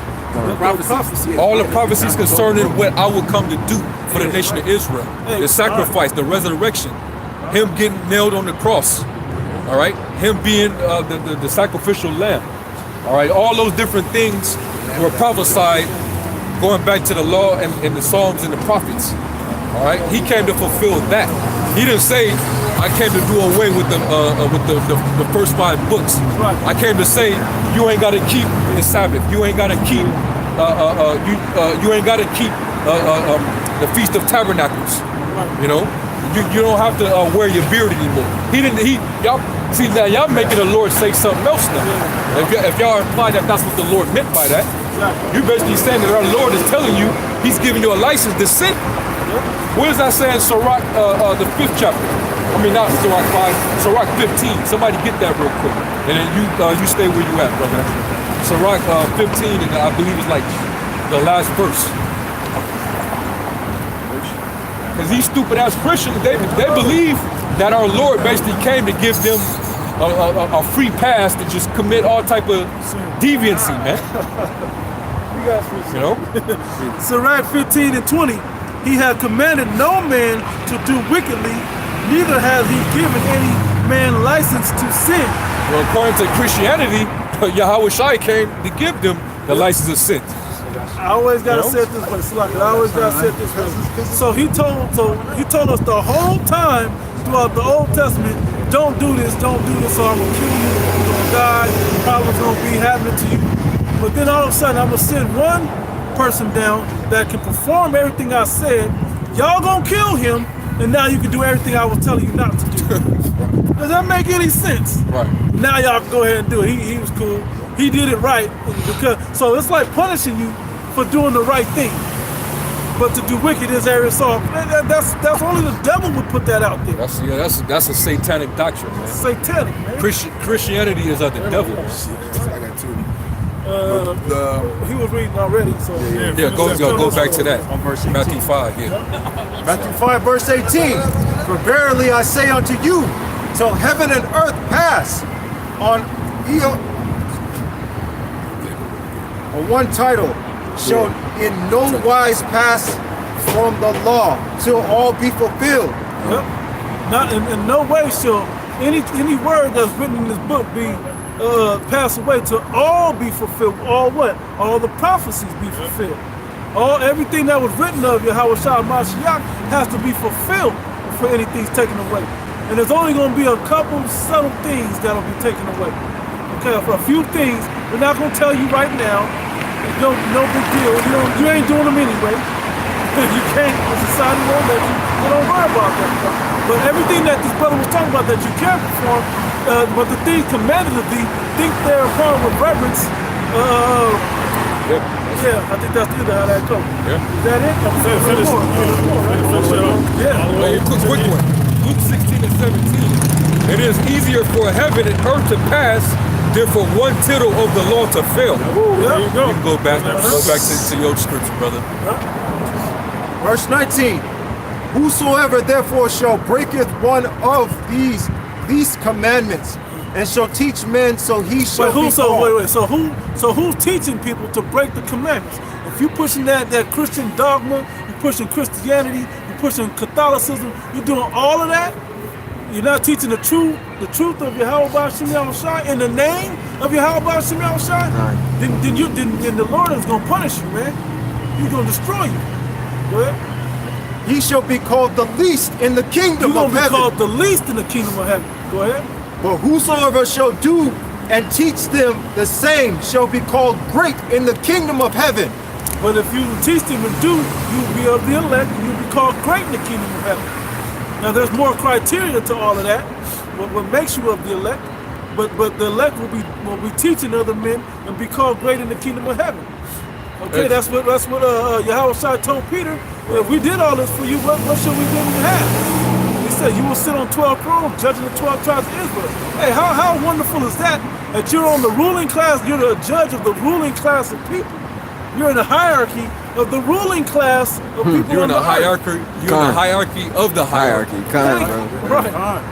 You know? All Israel, we all gonna be rulers, but there's gonna be levels. You're gonna have the high top VIP section seats, man. It's gonna be like when Solomon was ruling and everybody was doing good. You're gonna be in the room with Yahweh Shai. Right. King David. The real upper room. There's gonna be somebody come out, and tell, hey, guess what? They just said that this is what's about. He ain't gonna be in that next room that don't get to see the king himself. Hey, imagine a group of imagine a group of Israelite men, and they got all type of jewelry and golden breastplates and precious stones on their chest and bracelets and just decked out, man. Silk, fine linen. But as soon as you come out off of your throne, those same set of men, as soon as you walk past them, they like those men. Excellent raiment on. You got that Bruce Leroy glow. Right. With all decked out like that with the blue. You shine like the precious jewels that you wear. Yeah, man. There's a difference. Hey, if you don't want to be of that, man, that's okay. We want to be of that. That's right. Y'all, it's only limited space, but y'all go ahead and not be of that, so we have a better chance of being of that. You Christian, and you Christian, Jakes. You're an Israelite, but you a Christian, and you one of the ones that's teaching against the commandment, the least commandments. Yep. You're gonna be just a regular citizen in Israel. Man. You're gonna have riches, of course. You're gonna be in royalty, but you're gonna be on a very low position, man. You're not gonna make it compared to the top, man. And you ain't gonna make it, You gotta get that rod of iron before you can come back. Yeah, you gotta go through it after death by pain. Right. Second death. This is Baruch chapter 4 verse 1. This is the book of the commandments of the Most High, and the law that endureth forever. The law that endureth forever. Forever. How long is forever? When does forever stop? When does forever stop? When does forever stop? Now that you done read that, let's read the new covenant. Hebrews 8. And then after that, get 1 Corinthians 15. This is gonna build up to something here. It's Hebrews 8 and 6. Oh no, finish your verse. Yeah, finish that and then get the new covenant. I'm gonna read it from the top. Yep. This is the book of the law. This is the book of the commandments of the Most High, and the law that endureth forever. All they that keep it shall come to life, but such as sleep it shall die. That's right, man. So as soon as when our nation begin to leave off from the law, that's when we we become mortal, man. We're susceptible to death. And even though it's set up by design by the Most High, we were placed in these chains of darkness just so we can go through, this learning process of understanding good versus evil. We were made subject unto vanity, not willingly, but basically for the manifestations of the Son of the Most High, man. So basically that's what we're going through. So we have to go through the cycle of life, which is basically after Eve did what she did by listening to the serpent. We had to learn the ways of evil, but that came with a price. You start practicing evil, now you have to die now. But originally, where's that? Somebody know that scripture where it says the Lord created man to be immortal? Oh, it's right?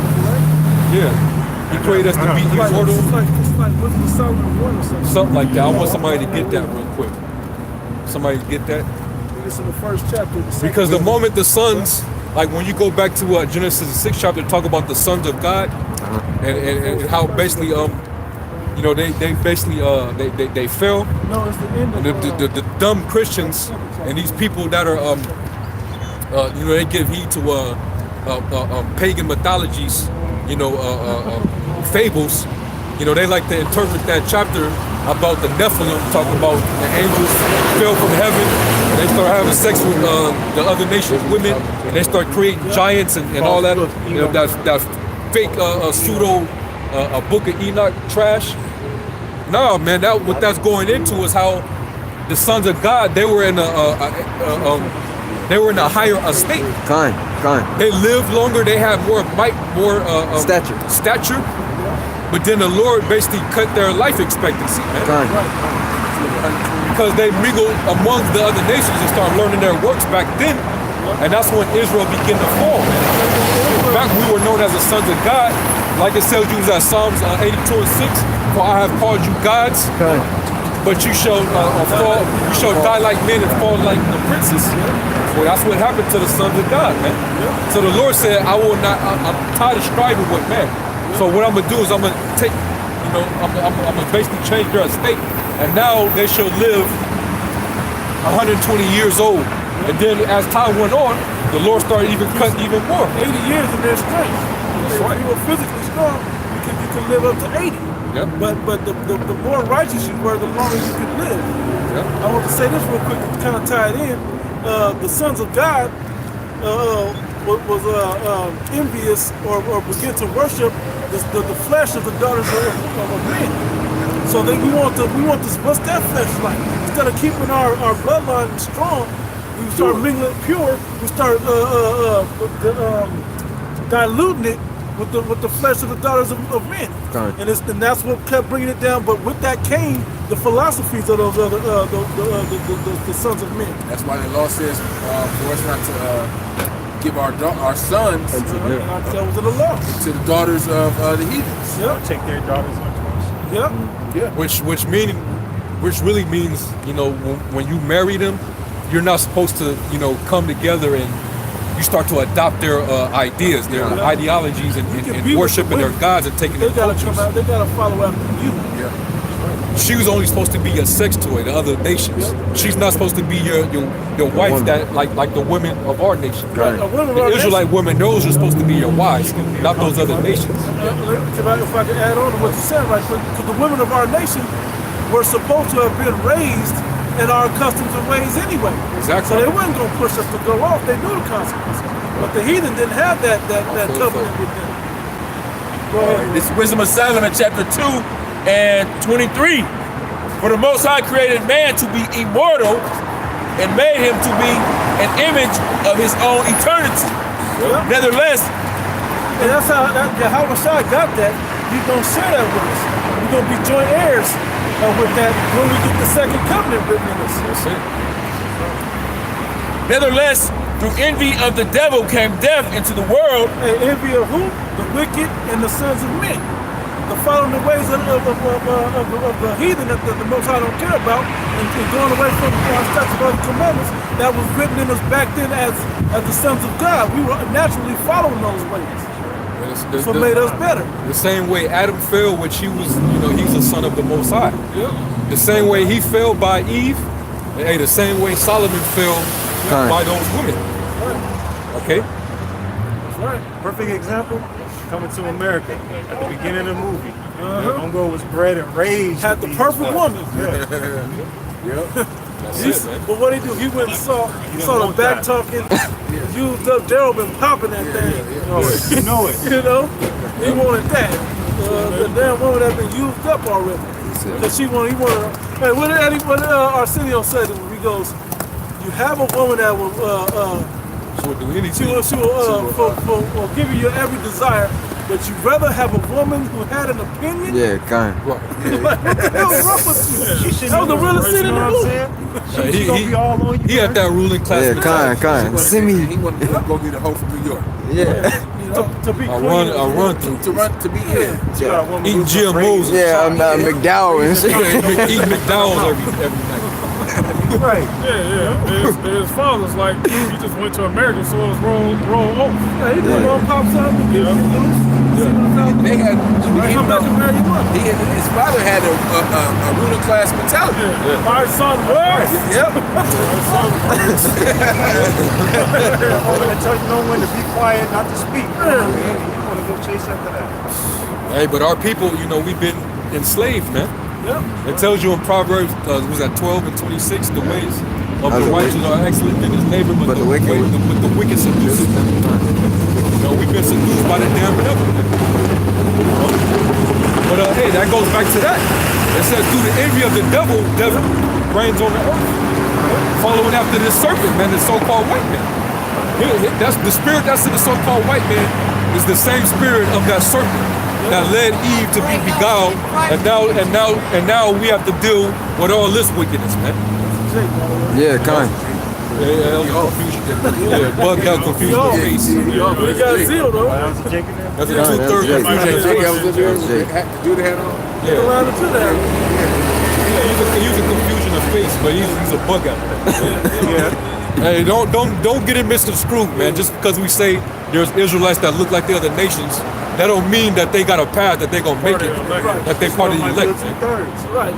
They gonna die in missile fire too with these. He'll come back with Christmas though. Yeah, he'll come back with his right look. We always mention Cameron Diaz and Leonardo DiCaprio, but that don't mean they ain't gonna make it. They're not gonna come into this school. They gotta be cut off though. But that's the gospel. That flesh got to be cut off. The problem, that's the gospel. The good news is that those jakes will be back with us where they supposed to be. Because he had a gravitation to over here, and he was waiting to hear something that he connected with, but his doctrine is something different than ours. And if he would have had our doctrine, hey, come on, bro, you with us. But he don't, so that's how we separate. Let's get back into that. I think y'all still had y'all precepts. I read them, right? I read them. Had like 2 of them. Nevertheless, because you read Baruch 4, and then I said the gift of new covenant. Nevertheless, through envy of the devil came death into the world, and they that do hold of his side do find it. Yeah, meaning you find the ways of the wicked, you find that more comfortable. You find more pleasure in following after his way. Well, you basically you don't mind death then. You don't mind following the ways of death. Okay. And the scriptures say there's a way that seems right unto a man, but the ways thereof are the ways of death. The end thereof are the ways of death. Jake got an excuse for that. You tell Jake something like that, he said, "Man, I ain't afraid to die. Everybody gotta die something." No, you don't. That's what made it beautiful when you have a shot. He got the victory over them, so now we have the opportunity to get the victory over them. That's right. And originally we wasn't meant to die. But the Lord made it, he ordained that happened so that we would be judges, divine judges and rulers over the planet, man. Judging good and evil. And that was one of the things that the serpent got right when he told Eve about the knowledge of the tree of good and evil. He said that you won't die, and that's where he lied. He lied and said you won't die, but no, the price was if you do learn it, yeah, you'll be as a God knowing good and evil, but now you're gonna be as a God that have to die now. And that's why death reigns, man. But that's also why the Hawashai came with this second covenant. You know, because now that you have that information and that knowledge, now he has to write it in you to be perfect. Exactly. So you can fulfill what the serpent lied about, that you don't have to die. You know, now that will be fulfilled, and you'll know the knowledge of good and evil. Read your precepts, bro. All right, this is the new covenant in the Old Testament. Right. All right. This is Jeremiah 31 and 31. Behold, the days come, saith the Lord, that I will make a new covenant with the house of Israel and with the house of Judah, not according to the covenant that I made with their fathers in the day that I took them by the hand to bring them out of the land of Egypt. Which my covenant they broke, although I was a husband unto them, saith the Lord. Okay, I was good. I provided everything you needed. I was a good man unto you. I led you. I provided for you. I took care of you. I protected you. But y'all still sought after the heathen. Sought after the ways of death. But this shall be the covenant that I will make with the house of Israel after those days, saith the Lord. I will put my law in their inward parts and write them in their hearts. Because if you go back to Deuteronomy 28 chapter, it said if you keep these and do them, all these blessings shall come upon you and overtake you. But if you break one of these least commandments, you will suffer these curses. You don't. Well, he gonna write it in us so we can be perfect, so we can get all the blessings. Because we were meant to get the blessings. If you follow these laws, we can get the blessings. Okay, but we were corrupted and we weren't able to like when Paul breaks it down, it's gonna be beautiful. Yeah. Well, so what the Most High gonna do? He's gonna put it in our DNA code. Yep. The law, statutes, commandments, so we will never sin ever You have again. to think about it. It's going to come naturally. Right.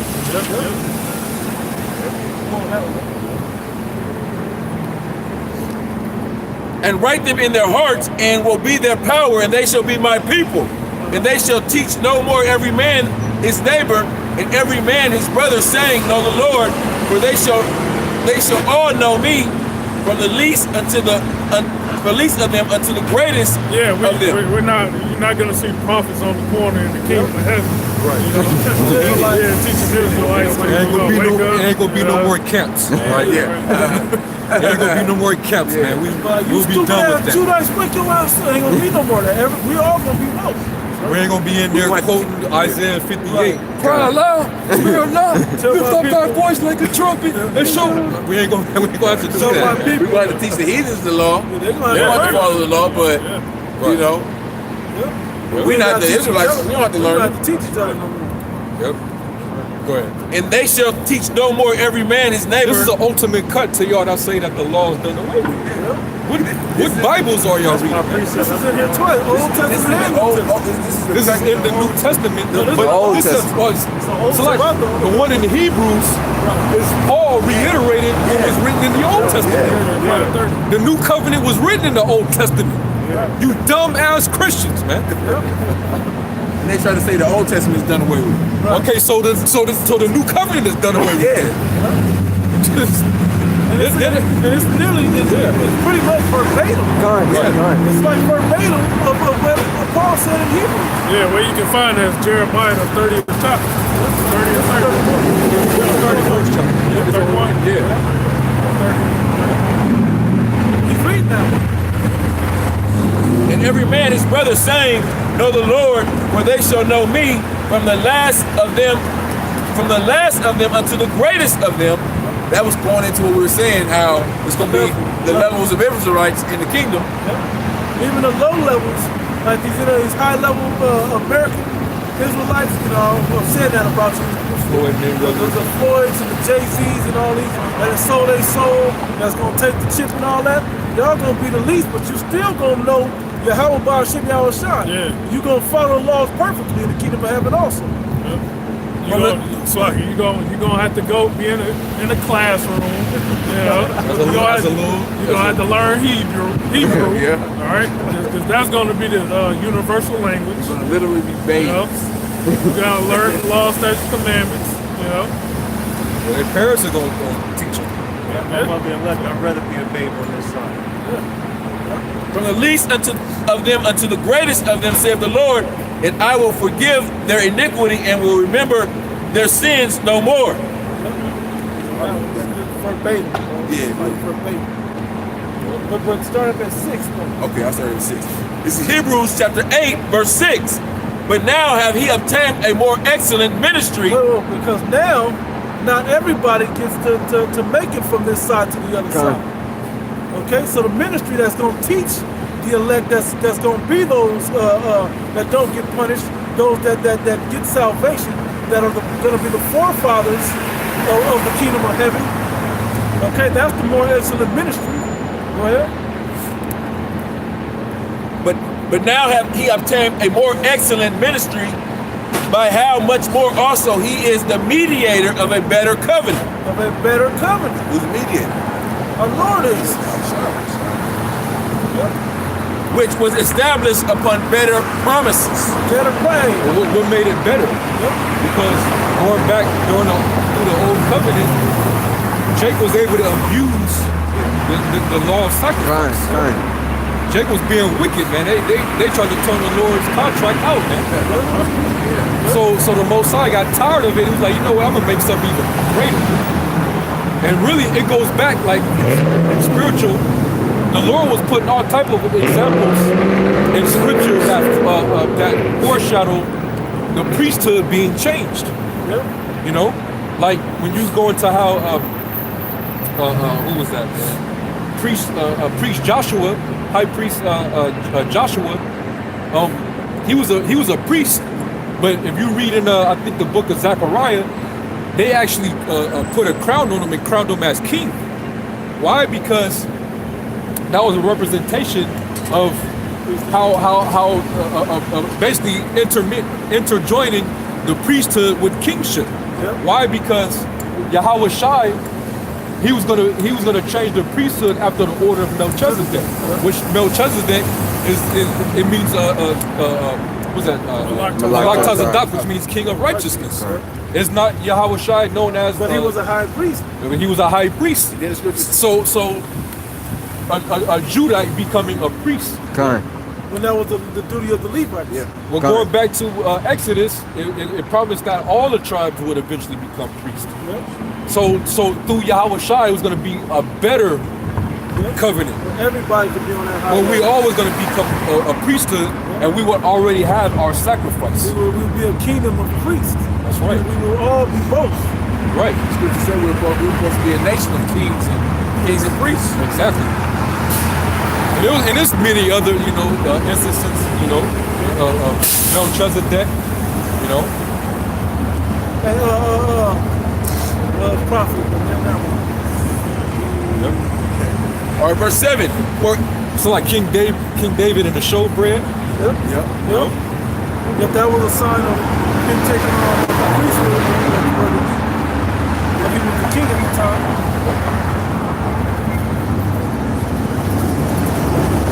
It's Hebrews 8:7. For if that first covenant had been faultless, then should no place have been sought for a second. For finding fault with them, fault was in us. It wasn't with the Lord, the fault was in us. For finding fault with them, he saith, behold, the days come, saith the Lord, when I will make a new covenant with the house of Israel and with the house of Judah. Not according to the covenant that I made with their fathers in the day when I took them by the hand to lead them out of the land of Egypt, because they continued not in my covenant, but I regarded them not, saith the Lord. For this is the covenant that I will make with the house of Israel after those days, saith the Lord.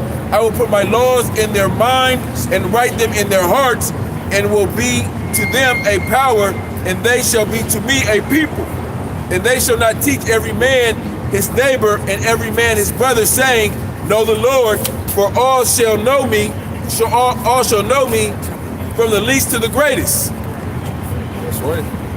For I will be merciful to their unrighteousness, and their sins and their iniquities will I remember no more. And that he saith, a new covenant he hath made the first old, now that which decayeth and waxeth old is ready to vanish away. Yeah, man. And so the Lord basically he got rid of, you know, the old one because we broke that. So there was fault with us.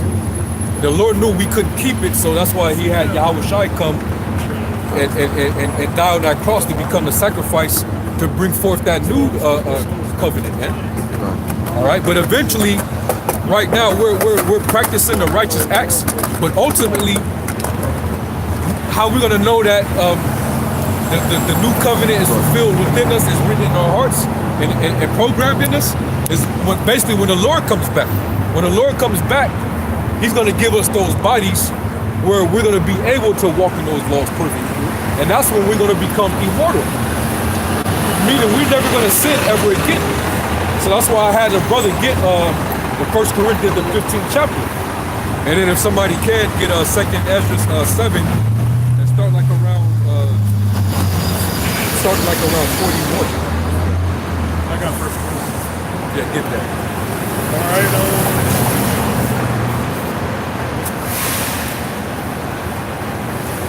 Start at 44.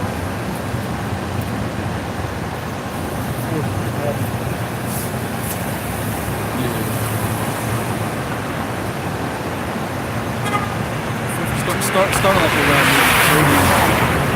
38, 39. Right.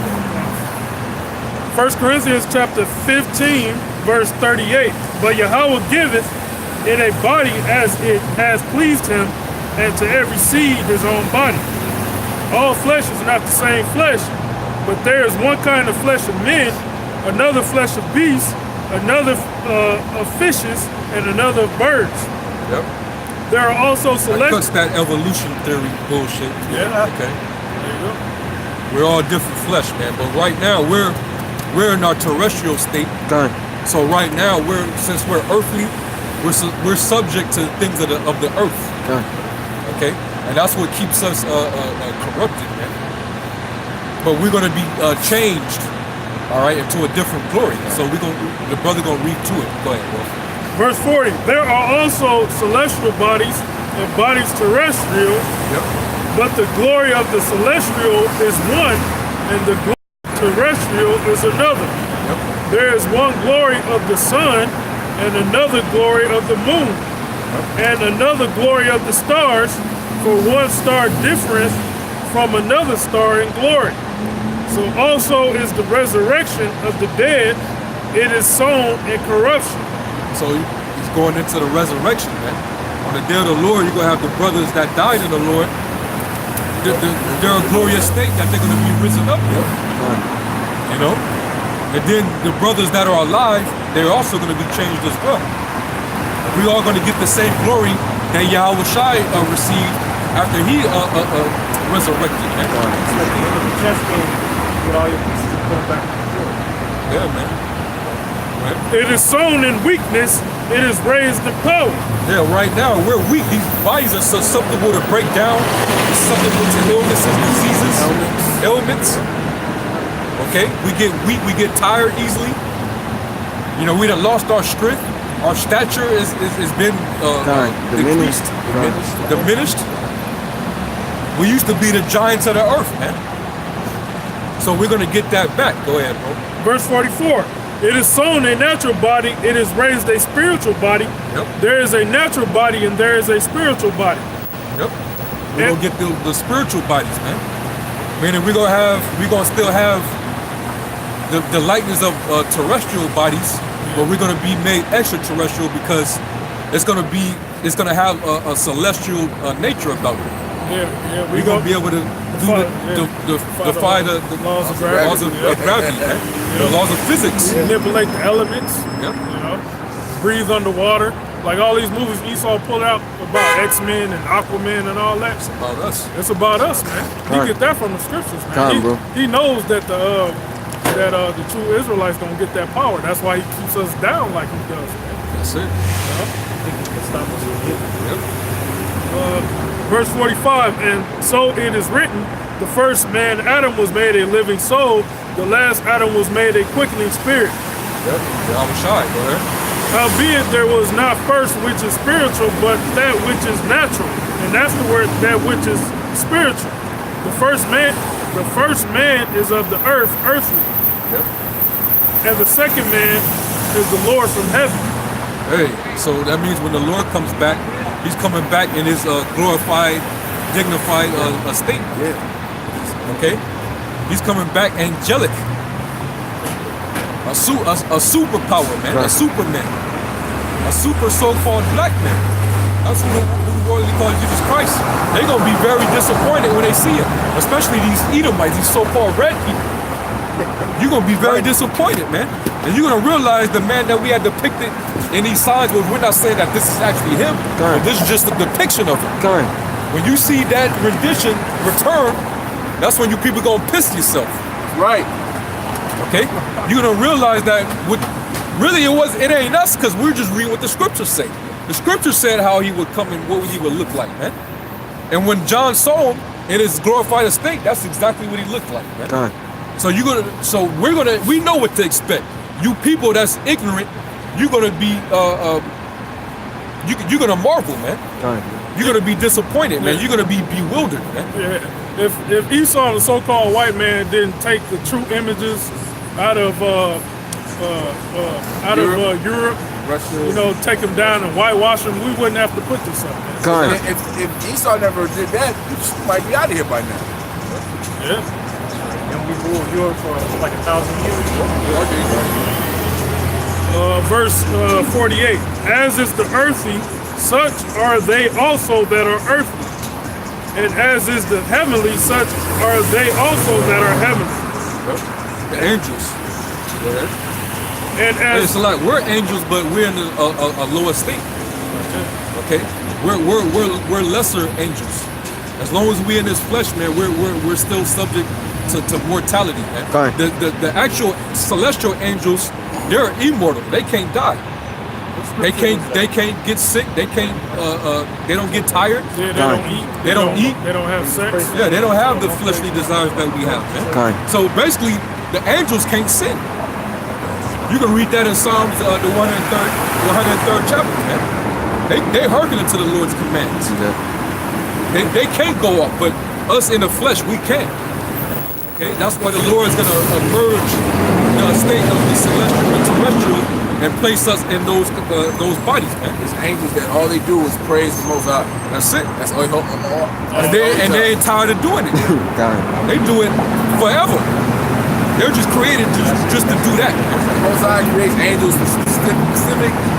Like you got an angel, a death angel. All he does is kill people. You got angels that they guard the brothers. You know. You got Raphael who presents the prayers of the saints, man.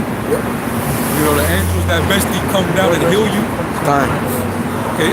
You got lying angels that get in people's mind and lie to you. Yeah. To block your understanding from getting this truth.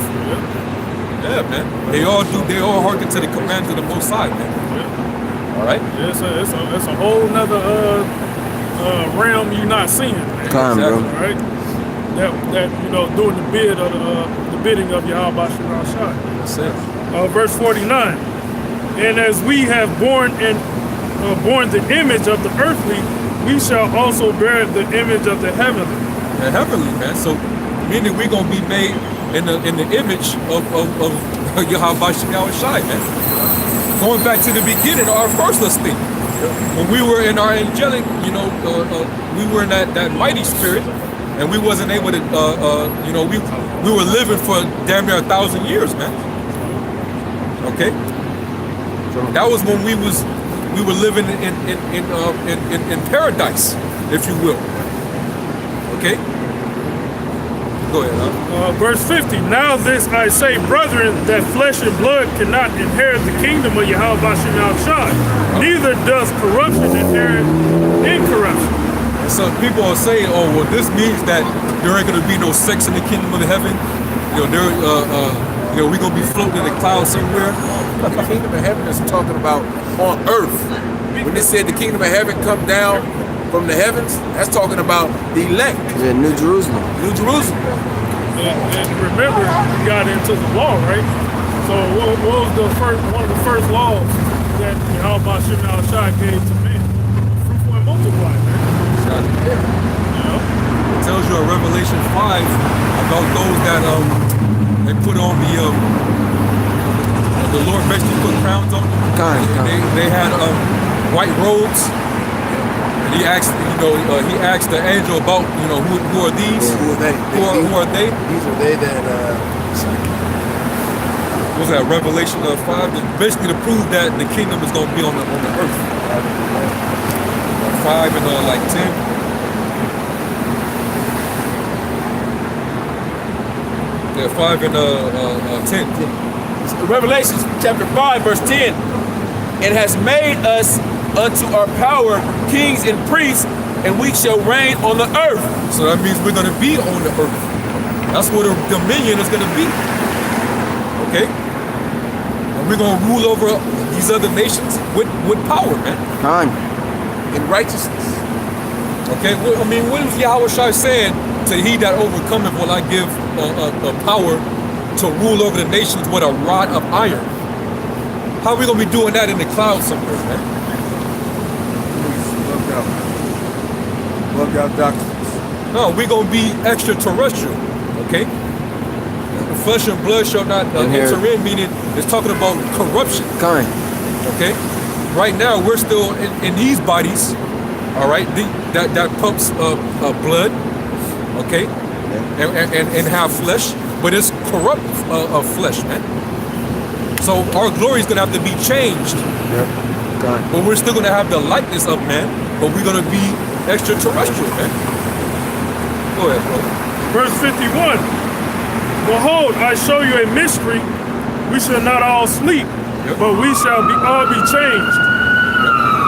In a moment, in the twinkling of an eye,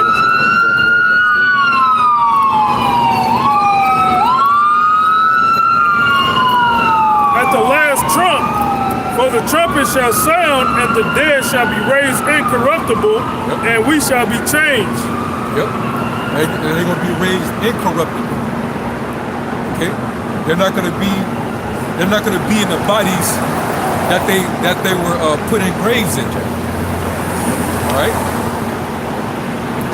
That body is going to rot out into the earth, man. Hey, isn't that going back to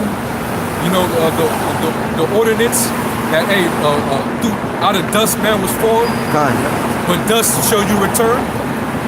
It's going to always be that way, but when we get changed into this glory, that's never going to happen.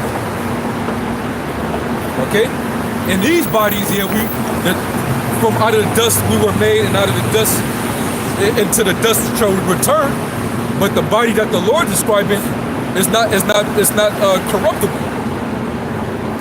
These are going to be bodies that doesn't decay. They don't suffer a decomposition.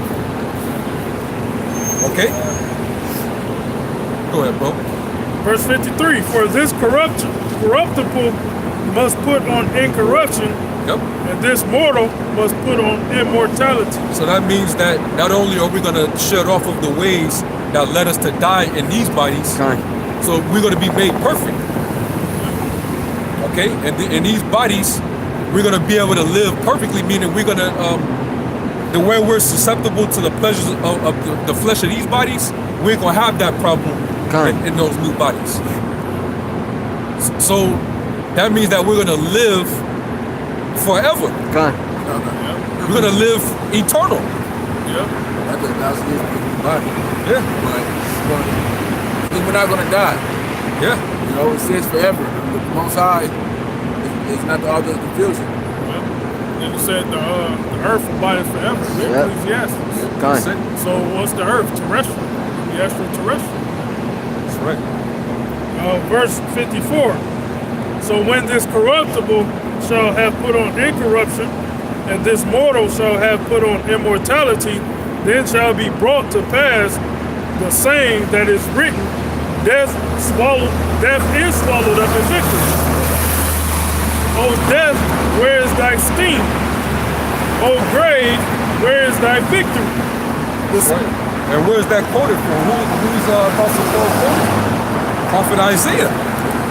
I believe it's what, Isaiah the 45th chapter, if I'm not mistaken.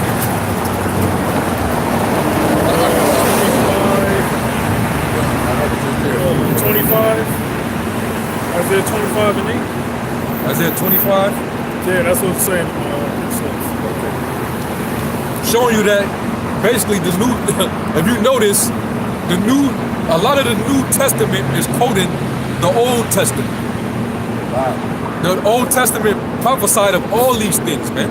They act like this is something new that Apostle Paul himself came up with. Like he just wrote that into the Bible. No, all these things come from what the prophets of old prophesied, man. That's what the wicked Pharisees and Sadducees were debating about in the New Testament, the law, the Old Testament. Because those old prophets that died, the spirits of the prophets are subject to the prophets. So Paul was one of those prophets back then, that prophesied. That's right.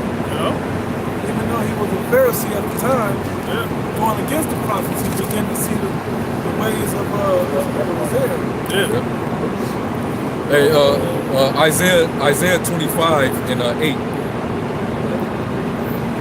Isaiah 25. Yeah. Isaiah 25 and 8. Isaiah 25 and 8. He will swallow up death in victory, and the Lord Yahweh will wipe away tears from all faces, and rebuke of his people shall he take away from all the earth. He's not going to have to rebuke us anymore, because why? Because we're going to be perfect. He's going to have a reason to correct us, and we already going to have it right. And why is he going to wipe away our tears? Because now we're rejoicing instead of having the sorrow that we had when we were, brought down, man. Part of the curse is that we will have a sorrow of heart. Well, when the Lord changes us and we brought up out of here, the Lord changes our state, we're going to be in full rejoice mode.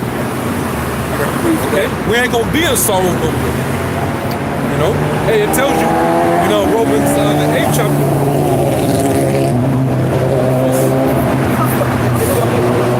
It tells you that in Romans the 8th chapter how, we grow our spirits make an intercession. Our spirits make an intercession for us, man, because we grown being in this tabernacle, man. Desiring to be clothed with immortality. Yeah, because these bodies can't hold the righteousness that our spirit wants to do. Exactly. They can't perform those things. Exactly. Yeah, you ever been laying in the bed, sleeping and shit, and your spirit just crying, man. That's what happened to me.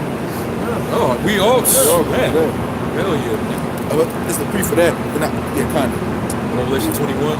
Yep. Revelation 21 and 4. And the Most High shall wipe away all tears from their eyes, and there shall be no more death, neither sorrow. So no more death. Why? Because the law is going to be written in us. We're going to be made perfect. We're going to be changed. Mortality shall, the mortal shall put on immortality. All right? We're going to be changed, man. Okay? So that means what? The law is forever. You Christians, y'all got it all wrong, man. That's why you're going to perish, man. Okay? This is the last book of the New Testament. Quoting back to what Prophet Isaiah prophesied of. Okay? That's why the Lord said no tittle of the law shall fail, man. Okay? These things all have to happen. It ain't happened yet. We still mortal. We still suffer death. We still get urges to go off and sin. We still go through temptation, man. So obviously that has not occurred yet. Or maybe those gutter rats over there claiming to be us, maybe that's already fulfilled in them. If they ain't too busy kosher and pig and having nude beaches, in Tel Aviv, Pink City. Big ass gay parades and stuff. Yeah, man. In the Holy Land. Yeah. I'm sorry, that's anti-Semitic. We can't. Oh yeah, that's anti-Semitic. We gotta leave them alone. Shit. Yeah, so show us that in the Torah then. Hey, wait. Show us that in the Torah. Yeah, if all the Jews in Isaiah, we can't call you out for doing unrighteous things that you do. It's in there. Cry out, spare not. But we gonna stop telling you what you did wrong. Yeah, go ahead, bro. Neither sorrow nor crying, neither shall there be any more pain, for the former things are passed away. And that's what the sons of the Most High, that's what we grown about. That's what we're earnestly expecting. All right, for death to pass away, all right, to get the victory over death, to no longer have to go through sorrows and pain, okay, to get everlasting rest. You know, we long for righteousness, man, for righteousness to reign on the planet. And that's why we hasten the coming of the day of the Lord, man. Because all this right here, this is why we're sorrowful. But when the Lord comes back and destroys this place, now we rejoice. Because all this is going to be passed away, man.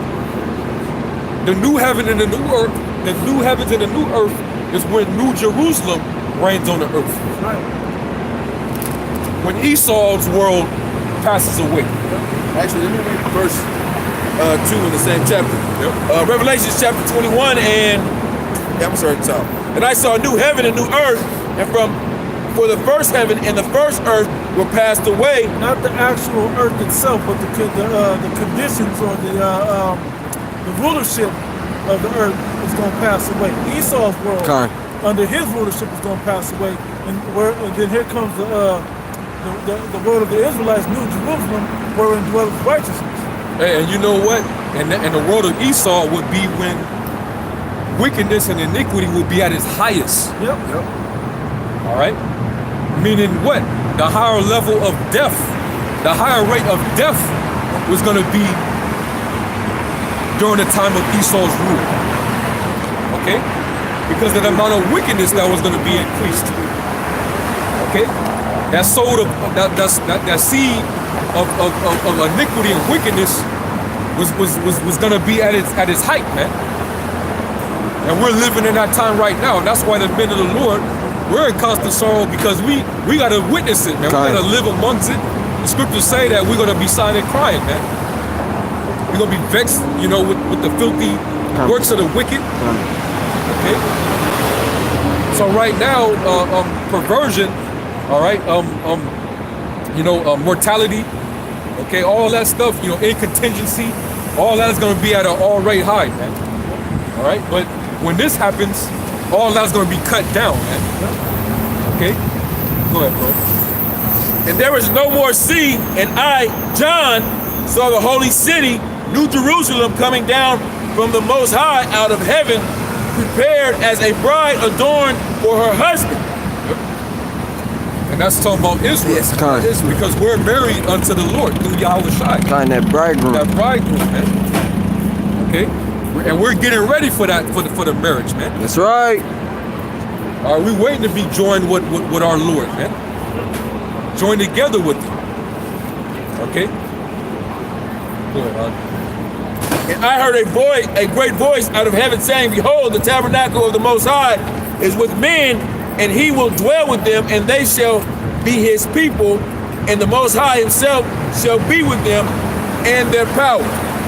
Yeah, so that means that the Most High is going to be, basically we're going to be as gods when the Lord basically dwell within our tabernacles, man. When it says the Most High shall dwell with men, that's talking about the Lord ultimately is going to make us his sons, meaning we're going to be gods, man. Yeah. All right, we're going to be deities over these other nations, man. That's when these other nations are going to bow to us. They're going to acknowledge like, oh, these are the people, man. Surely there is a God within me. You know?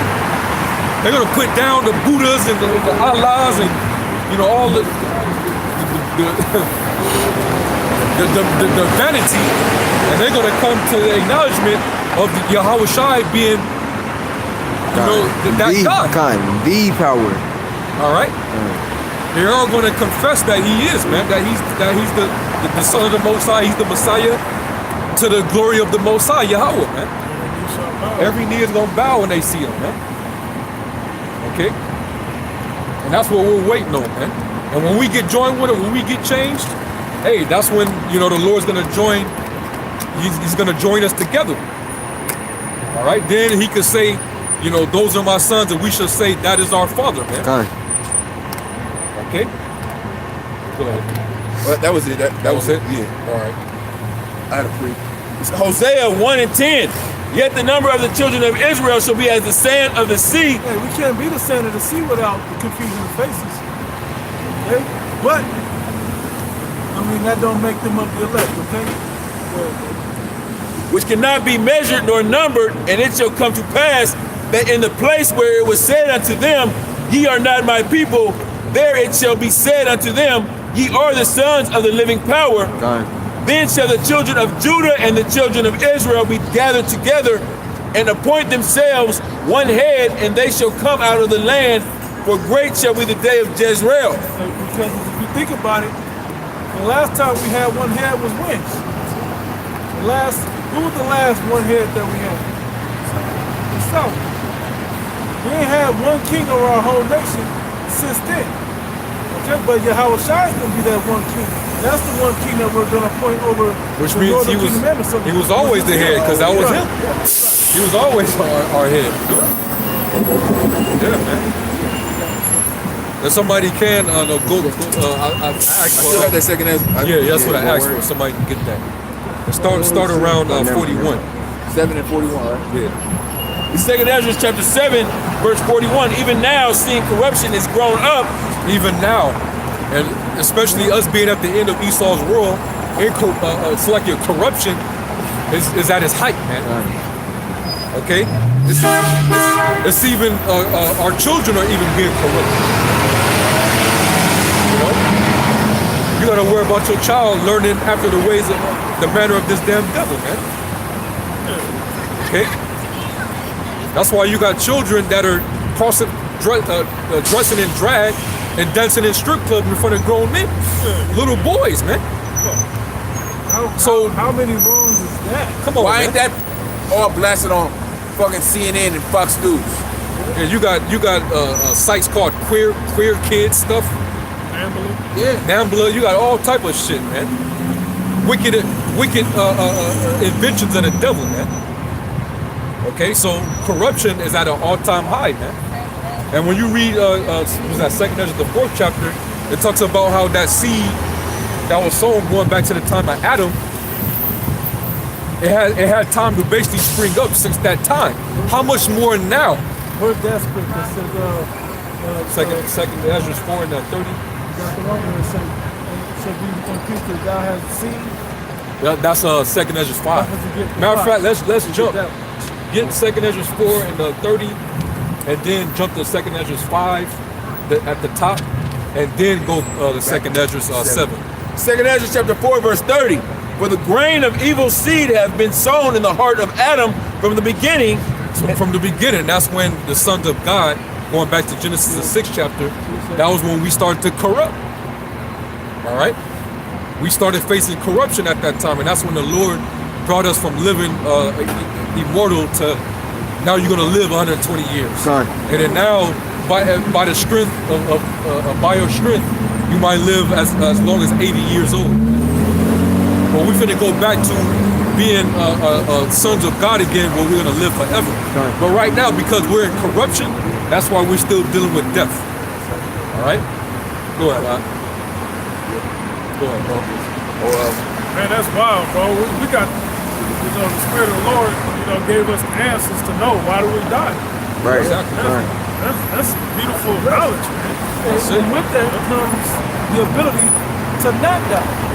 Exactly. Hey, like you overcome death, like it says in Corinthians the 15th chapter, 1 Corinthians 15th chapter. Now you got these people in the world, every time something evil, bad happens to somebody, they always want to cry and be like, why, Why? Yeah. Well, first of all, you sin. you understand why you died, and you wouldn't have that question. And you know what they don't do? They don't give the Most High, still don't give the Most High credit. God didn't do that. He's a good person. He did do that. He did kill that wicked nigga. Yeah, a homosexual slowly dying on his deathbed from syphilis or whatever. And you trying to huddle around his bed and send up prayers for him. Why are you praying for that demon? The Lord is plaguing him and killing him. If he didn't live that lifestyle, then maybe the Lord would have had mercy and grant him longer years, man. From the most high alone belong the wages of death. That's it. That's so anybody that issues from death. The issues from death throughout. That's how you know. Yep. All right, back in 2nd Ezra chapter 4 and 30. For the grain of the evil seed has been sown in the heart of Adam from the beginning, and how much ungodliness hath it brought up unto this time, and how much shall it be? And we are at the end of it. It's so thick that seed has sprung up, and it expanded so far out throughout the generations. Because each empire that reigned on the earth, it became more and more wicked. And when the Greeks came, it increased like they put fertilizer on there. Oh man, it just that tree's like one of the California redwoods now, man. Yeah. Tall as a damn skyscraper. Yeah, man. Okay. And how much? And how much shall it be? Shall it yet bring forth until the time of threshing come? Basically, until the time the Lord comes back with that sickle. Kind, bro, kind. And put it in work, man. Harvest. Yeah, harvest. The harvest. That's what sickle's used for. When the harvest comes, you use that sickle to get all the crop. So the Lord got to come back and tear down the wickedness, man. Yeah, what did it say? Was that Joel, the 2nd chapter? How the fats overflow. Oh, kind. The wickedness is great. Yeah. That's what that's going into. Because we're at the height and pinnacle of iniquity, man. Kind. That's why the heart of men is waxing cold in these last days. That's why, because iniquity shall abound, that the heart of men, the love of men, the love of men shall wax cold. People don't even have a conscience anymore. Bro. People just do all type of wickedness and they just black out, man, and don't even care. We're in the stages in a generation where children are raising up and killing their own parents and grandparents. Bro, you take away their PlayStation or whatever, that kid about to get a demon on him and air out the whole entire household. Kill his parents and shit. You know? You got mothers that's putting their own daughters to death. Yeah. Daughters raising up, killing their mothers. You know? Crazy, man. That Jake do that shit. That's Jake. That's straight up Jake, man. Yeah, it would have been a time in the past that you can say, oh, yeah, that's a Edomite that did that shit, kill their parents. Right. But now, these niggas, man. These niggas see Esau do it, and they want to go kill their damn parents and shit too. You're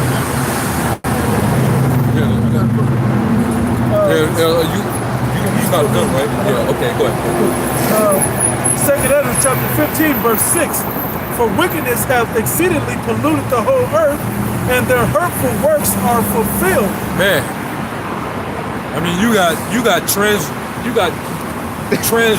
and this is the worst case scenario of what wickedness can breed upon the earth. It is fully, like, it's not like, oh, this may happen one day. What the Greeks were doing is in full effect of what's going on today. Right.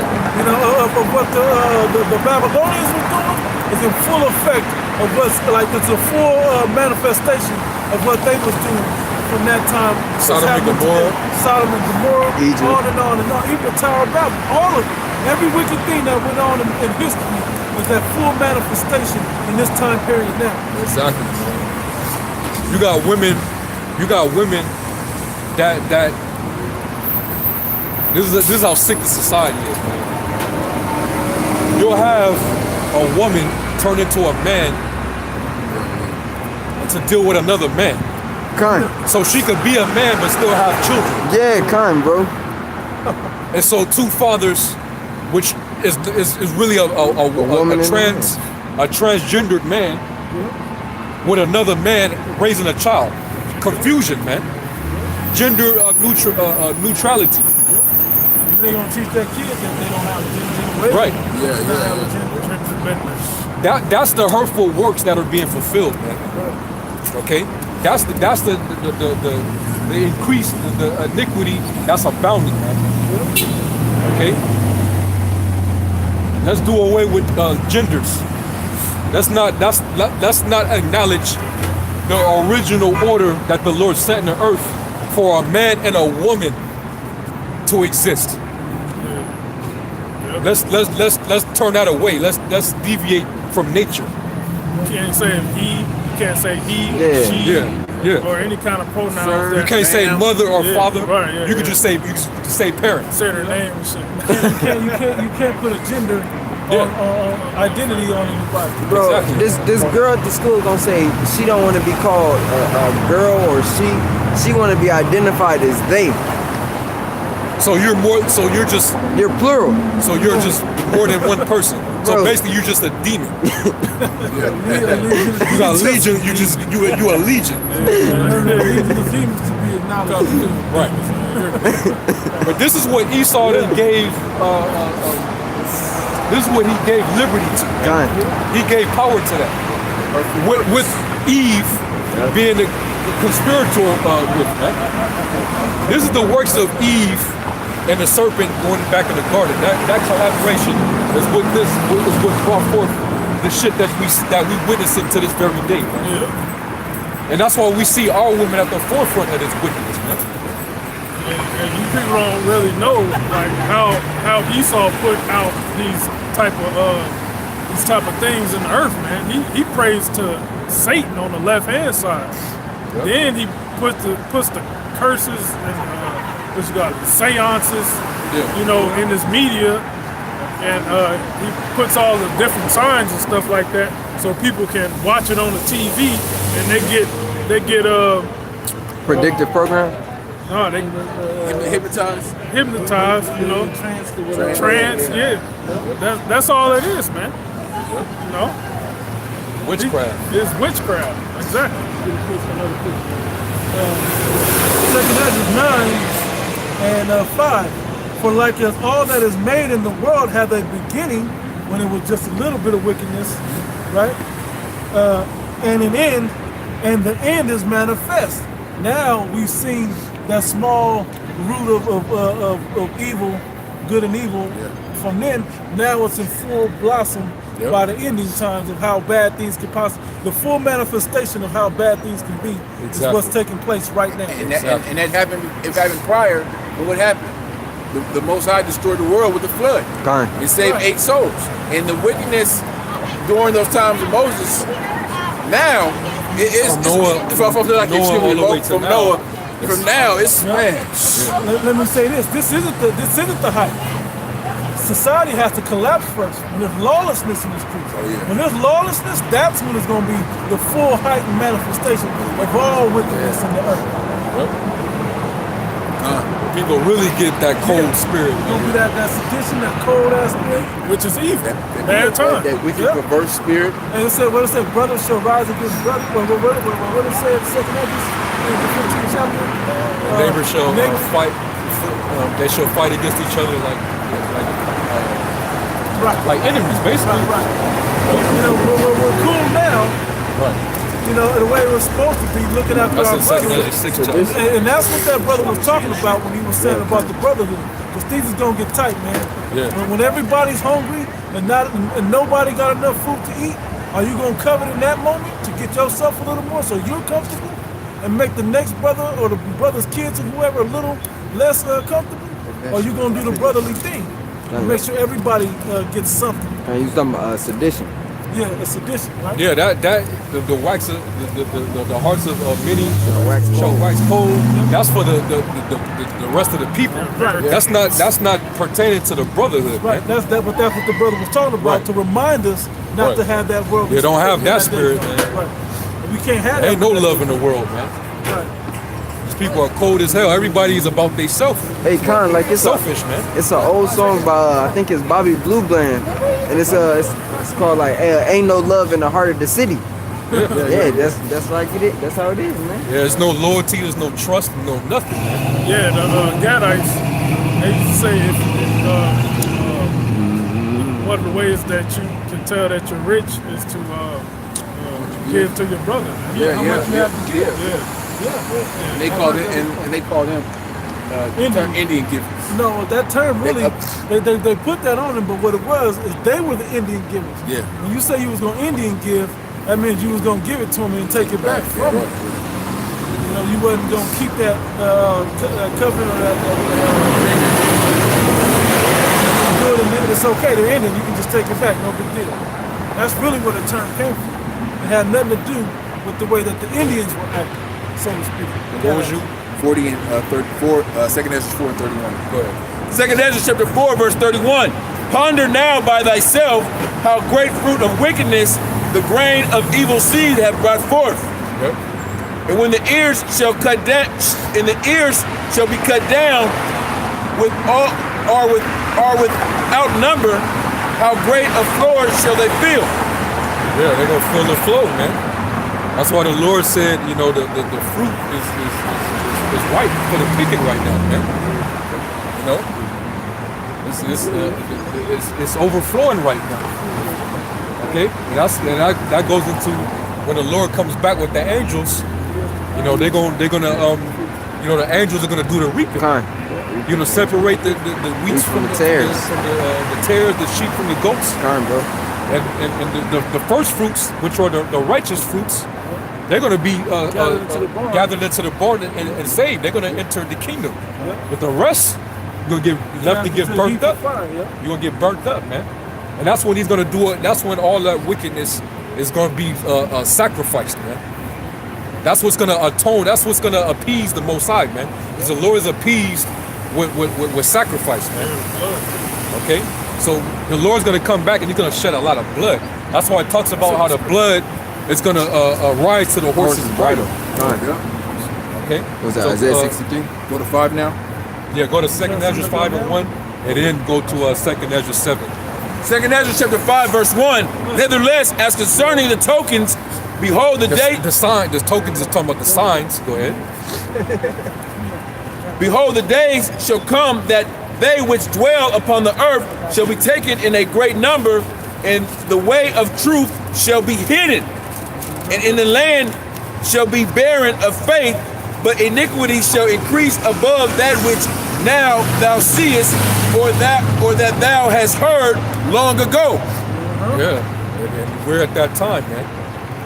You know, iniquity is abounding, it's increasing. But hey, the right thing in society now is iniquity. Yeah. But you can't just do one little thing and then be cool. Nah, you gotta turn up and keep it going. You gotta keep it going. You done stole this money, now you gotta splurge on this money. You done splurge on this money, you gotta do something wicked with this money. You just gotta keep increasing in the wrong way. Yep. Hey, and it says the truth shall be hidden. The truth is really hidden amongst the Lord's men. Because in this society, it's more easier for you to find a way of lies. Like the Lord said, enter in at the straight gate, for wide is the way and wide is the gate and broad is the way that leadeth to destruction, and there be many that go in thereat. So it's more easier to find the lie than to actually get the truth. So the Lord got the truth pretty much hidden amongst his disciples, his elect, man. Okay? And that's why the Lord made this understanding difficult for the world to understand. So therefore, because they're locked out of this, they're not going to follow the ways of the scriptures and knowledge, man. So they're going to be more prone to follow after evil. Okay, so that's the reason why iniquity is abounding, man. If you can, brother, hold this over the brother in the camera. In that world, it's cosmos, man. You know, Israelites. That's right, man. The majority of Israel don't have this truth, man. Nor they never gonna get it. All right, till they be destroyed, man. My name is Abdel Shahid Ali Muslim, and it's a lot of y'all brothers that be in New York.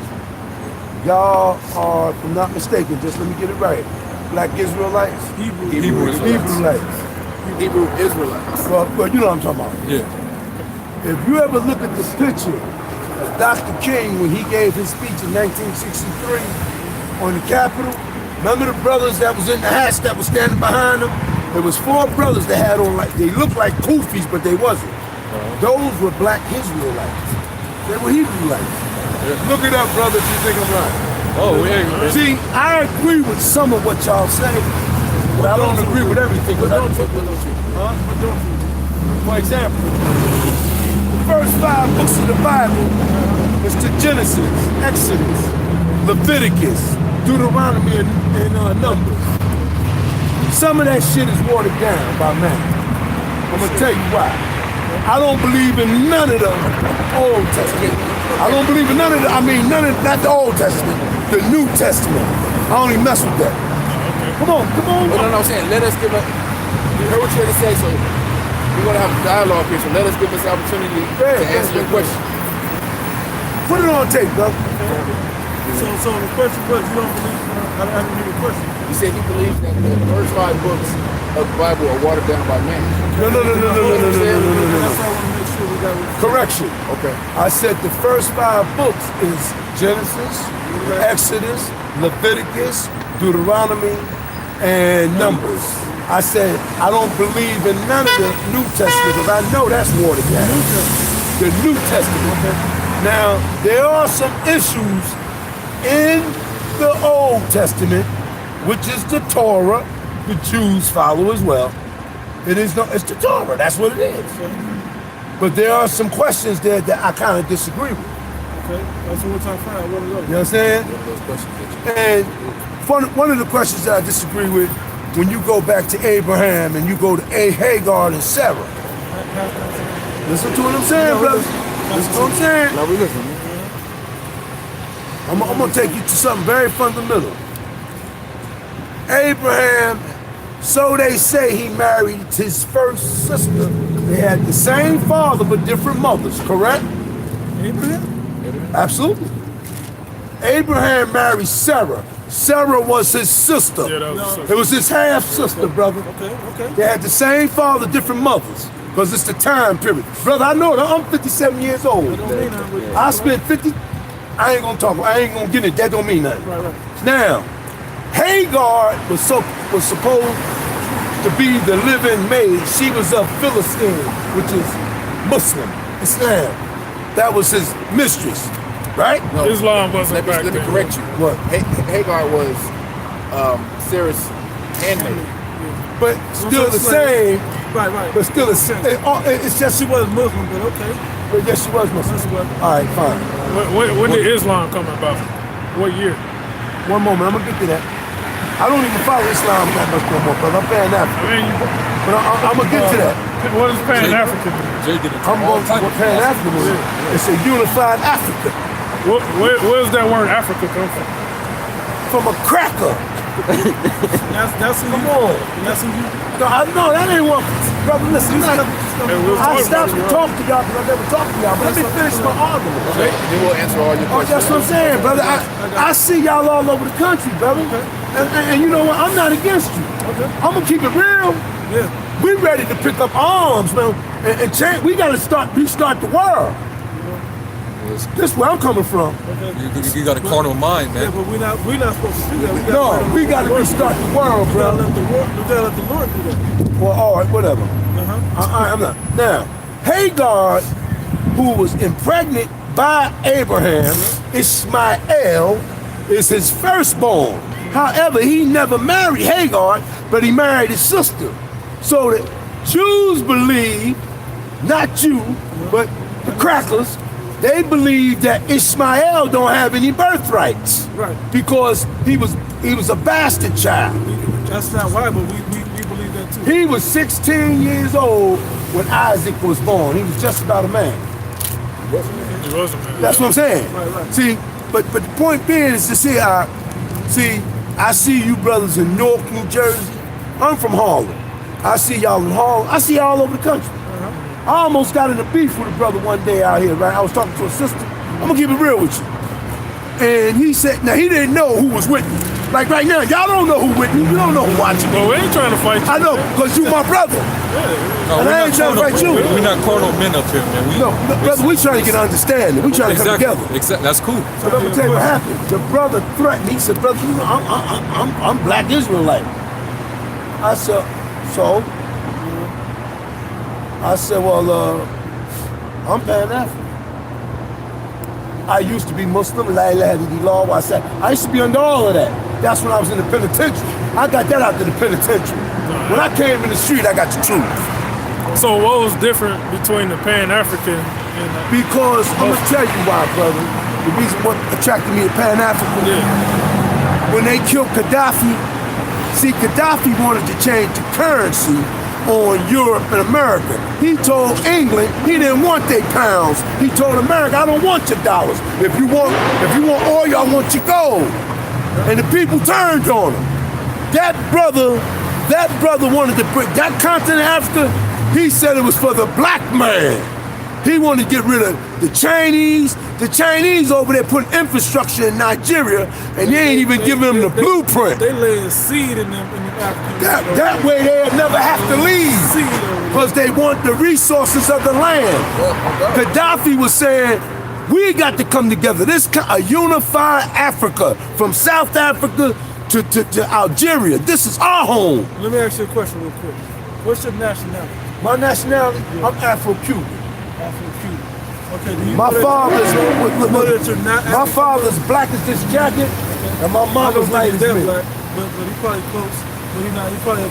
My father's blue black. He probably dark as brown. No, my father is blue black. Okay, I've seen that color before. I got family members. And my mother's light skin. Okay. I got grandmama. I got people in my family. They look like they white, but they black. And it's because of slavery. I know my history, brother. Okay, but I'm trying to tell you the further history on that is that you're not African. You're not African. Just because you live there don't make you African. That's what all. That's what all. What am I? You're a Hebrew Israelite. And you say that we from the tribe of Manasseh. Wait a minute. Let me say this. Hold up. Can I say something? Okay. No, brother. Okay. You talked about Abraham. You talked about Abraham, right? And Abraham and Ishmael. Right. So, didn't Abraham, Ishmael, Isaac, do they know the lineage of their father? Yes, they did. Because you said Ishmael was what, Muslim? Ishmael is Muslim, brother. Okay, so his mother, during that time. So Ishmael's a seed line. Right. He got his own doctrine. Hagar was a Philistine. At that time, they didn't call it Palestine. Where do you get your seed line from? That's what we're talking about. His seed line comes from his mom. Actually, your seed. No. Your seed line comes from your dad. Okay. And Abraham was Muslim. Ibrahim. Islam didn't exist in Abraham's time. Brother, let me say something. Islam is just a religious I'm gonna blow y'all mind. that borrow from the customs of Abraham. Islam follows the customs of the Catholic Church. Got it? That's very Where do you true. think? Where do you think? That's why I got out of it. The thicker people, the way they dress. They emulate Catholicism. I know what I'm talking about. Set up by Catholicism. I accepted Islam when I was in Lewisburg Federal Penitentiary. You know where that's at? I was in ATL and I was in Lompoc here in California. That's how I ended up out here. Okay. You understand? But let me say something to you. I got out of that shit through study Islam. Do you know the first people to snatch black people from the shores of Africa, who they were? Arabs. They used to castrate us. I know. They called them eunuchs. Yeah, I know. Yeah. That's why I hated them and motherfuckers. they enslaved us with that religion. That's right. Just like the white Why man would you enslaved want our the people slave with man's religion? And that's so is the Africans. Right. But what I'm saying, brother, no, you were right. We missed the point. Hey, brother, listen to me. So what you telling me is that our home is Israel? That's what you telling me?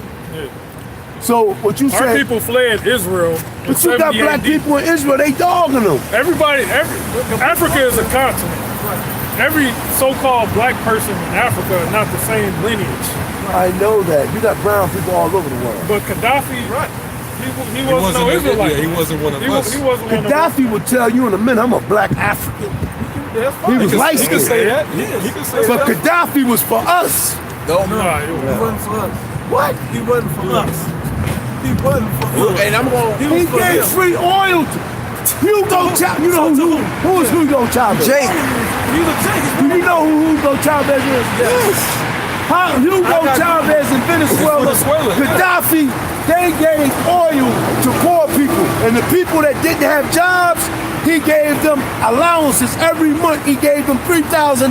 still ain't got And guess what? Cause them crackers, I hate a backstabbing nigga. Cause Obama ain't shit. He sent them crackers over He's an there. African. He sent them motherfuckers over there to overthrow that man. The Hamites Guess what? did that. He told the people that don't work, he said, I will pay your bills, your rent, and I will give you $3,000 a month. They didn't have to pay shit. That's universal income, man. Cause no, that was from the oil that the country, that they benefited from. Gaddafi was a good man, brother. No, we didn't say he wasn't. but We just said he wasn't one of us. Ain't nothing good. Ain't nothing good but the Father. Con. Let's get out. Let me get this definition of Ham. Brother grab Exodus. Because the Hamites are the real Africans. All right. Let it read it. Ham, the youngest son of Noah, born probably 96 years. You remember, the earth got reset with four men, but 3 men in particular became the progenitors of every I race. remember the story. Ham, Shem, and I Japheth. don't know it. I just remember the story. Right. That's what I'm make sure. The youngest son of Noah, born probably 96 years before the flood, and one of 8 persons to live through the flood, he became the progenitor of the dark race, not the Negroes, Not the Negroes. but Made a point to say that. the Egyptians, Ethiopians, Libyans, and Canaanites. All of them is in Africa. In the reference Genesis. But everybody said that the Negroes came out of Africa, but it clearly said not the Negroes.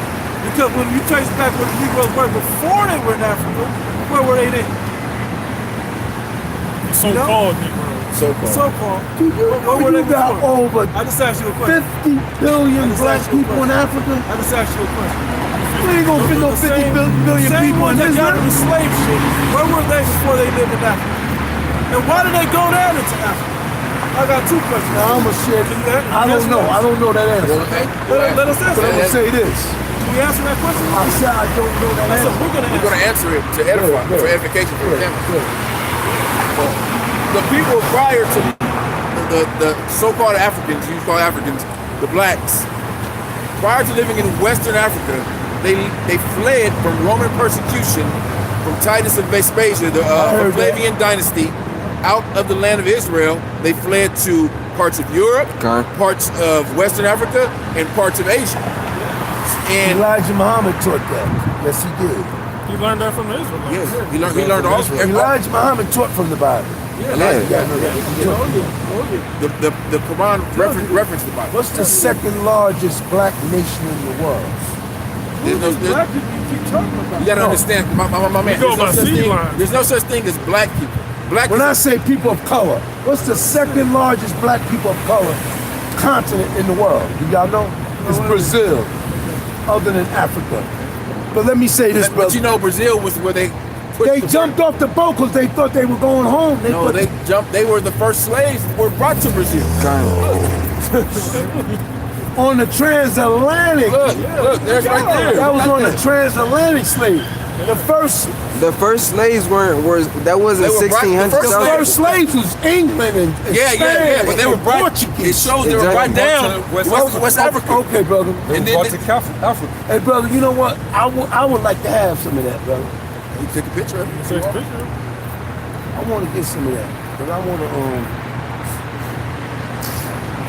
you know what, brother? This event coming up in North New Jersey. I'm going to tell y'all something. Do y'all know how strong y'all is on the East Coast? Yes, this started in the East Coast. All over the world. Just kinda. It started in the East Coast. Brother, they be marching down the street for 30 blocks and be every bit about a good 20,000 of them. And they be chained. But they're different Israelite groups. No, they with y'all. No, they not. No, they not. What does all that do? How is that different from what Dr. King did? What he did was do nothing. Concentration. I'm going to give you the history of Dr. King. I don't need the history. Dr. King was a bad man. Michael King? Michael King. Michael King. You don't give me the history of Michael King? I'll give you the history of whoever, Dr. Luther, whoever. His name is Michael. Okay, fine. That's what I'm calling. So I don't need his history. I know his history. Is my point. The point of the matter is he was a sellout. That's why I know that. Dr. King was killed because they told Dr. King you could talk about politics, you could talk about education, socialism, but do not discuss economics. When he started talking about that, we going back to get our check. That's when he killed. The brother questions for you is what is all the things that you're saying? Marching, what is that gonna do? Haven't we all exactly? We gotta pick up arms. No, that's not gonna do nothing for you either. Hey, let me ask you something. Do you know that this white man has a microwave gun? Of course. You know what that'll do to he has a gun that he'll wipe us out. And you can run from it because you can feel it. Drones where there's no this man got this. This man got these. I believe that. They dropped that on Black Wall Street. I believe that. But so what is the little AKs and whatever we can pick up? We can get our hands on that. We gonna get tanks? We can get our hands on that? Come on, bro. That ain't gonna do nothing. That ain't gonna do nothing. Your fight ain't big enough, man. Where you gonna get a nuclear bomb from? But see, you ain't gonna find enough Negroes to understand where y'all coming from. We're not here for everybody. All over the world. Kind, bro. We don't need them just in Vegas. We need them all over the world. Exactly. Because this is gonna destroy America, 100%. That's right. They're gonna destroy the planet. This is Psalms 44 in verse 5. It says, through thee we will push down our enemies. Through thy name we will tread them under that rise up against us. For I will not trust in my bow, neither shall my sword save me. The modern day sword and bow is the gun, the killing instrument. So we ain't gonna trust in stuff like that. We're gonna trust in the Heavenly Father, what He got set up. Because look, every other, the Black Panthers and every other group that rose up to fight this man carnally. Let me tell you something. They knew you gonna lose. Brother, if black churches really empower black people, it'll be shut down by the FBI. It's set up by the FBI. I know that, because it's controlled. So what's There's nothing new under the sun. The whole let's get together and mount up with guns and fight against the government, whatever. Man, the Zealots was about that life. We read about in the history about the Sicarii and the different Zealot groups that were rebelling against the Roman Republic because they was against paying taxes, man. And they rose up, they formed their little army. What is that? That's the Moorish law. That's out there. The Black Panthers, that's all same thing. And the Lord, who was that? Is that Caiaphas that brought that up? Yeah. You know? And he, I think it was either Caiaphas or Gamaliel. Gamaliel said, I'll read it. Go ahead. This is Acts 5 and actually I'll start at 36.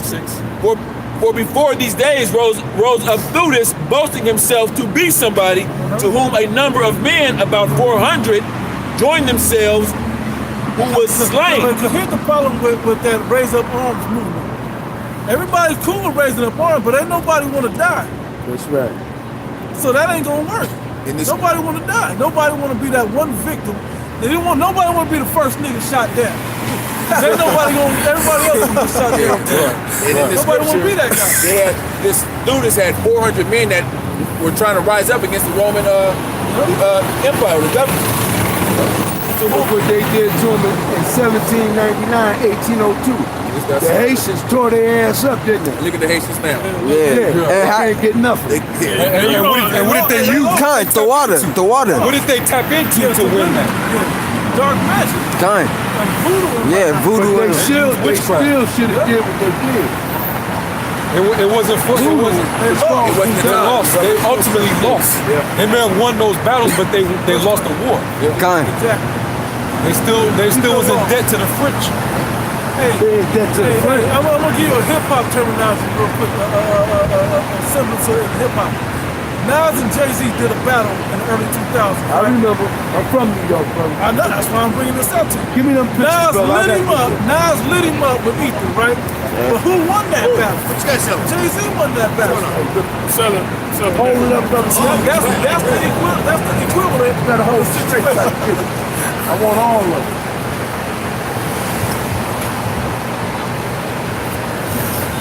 God, keep going, bro. That's the point. So where would it be? Hold up, let me get back to you, but I want this here. Because I gotta show the brothers when I get home.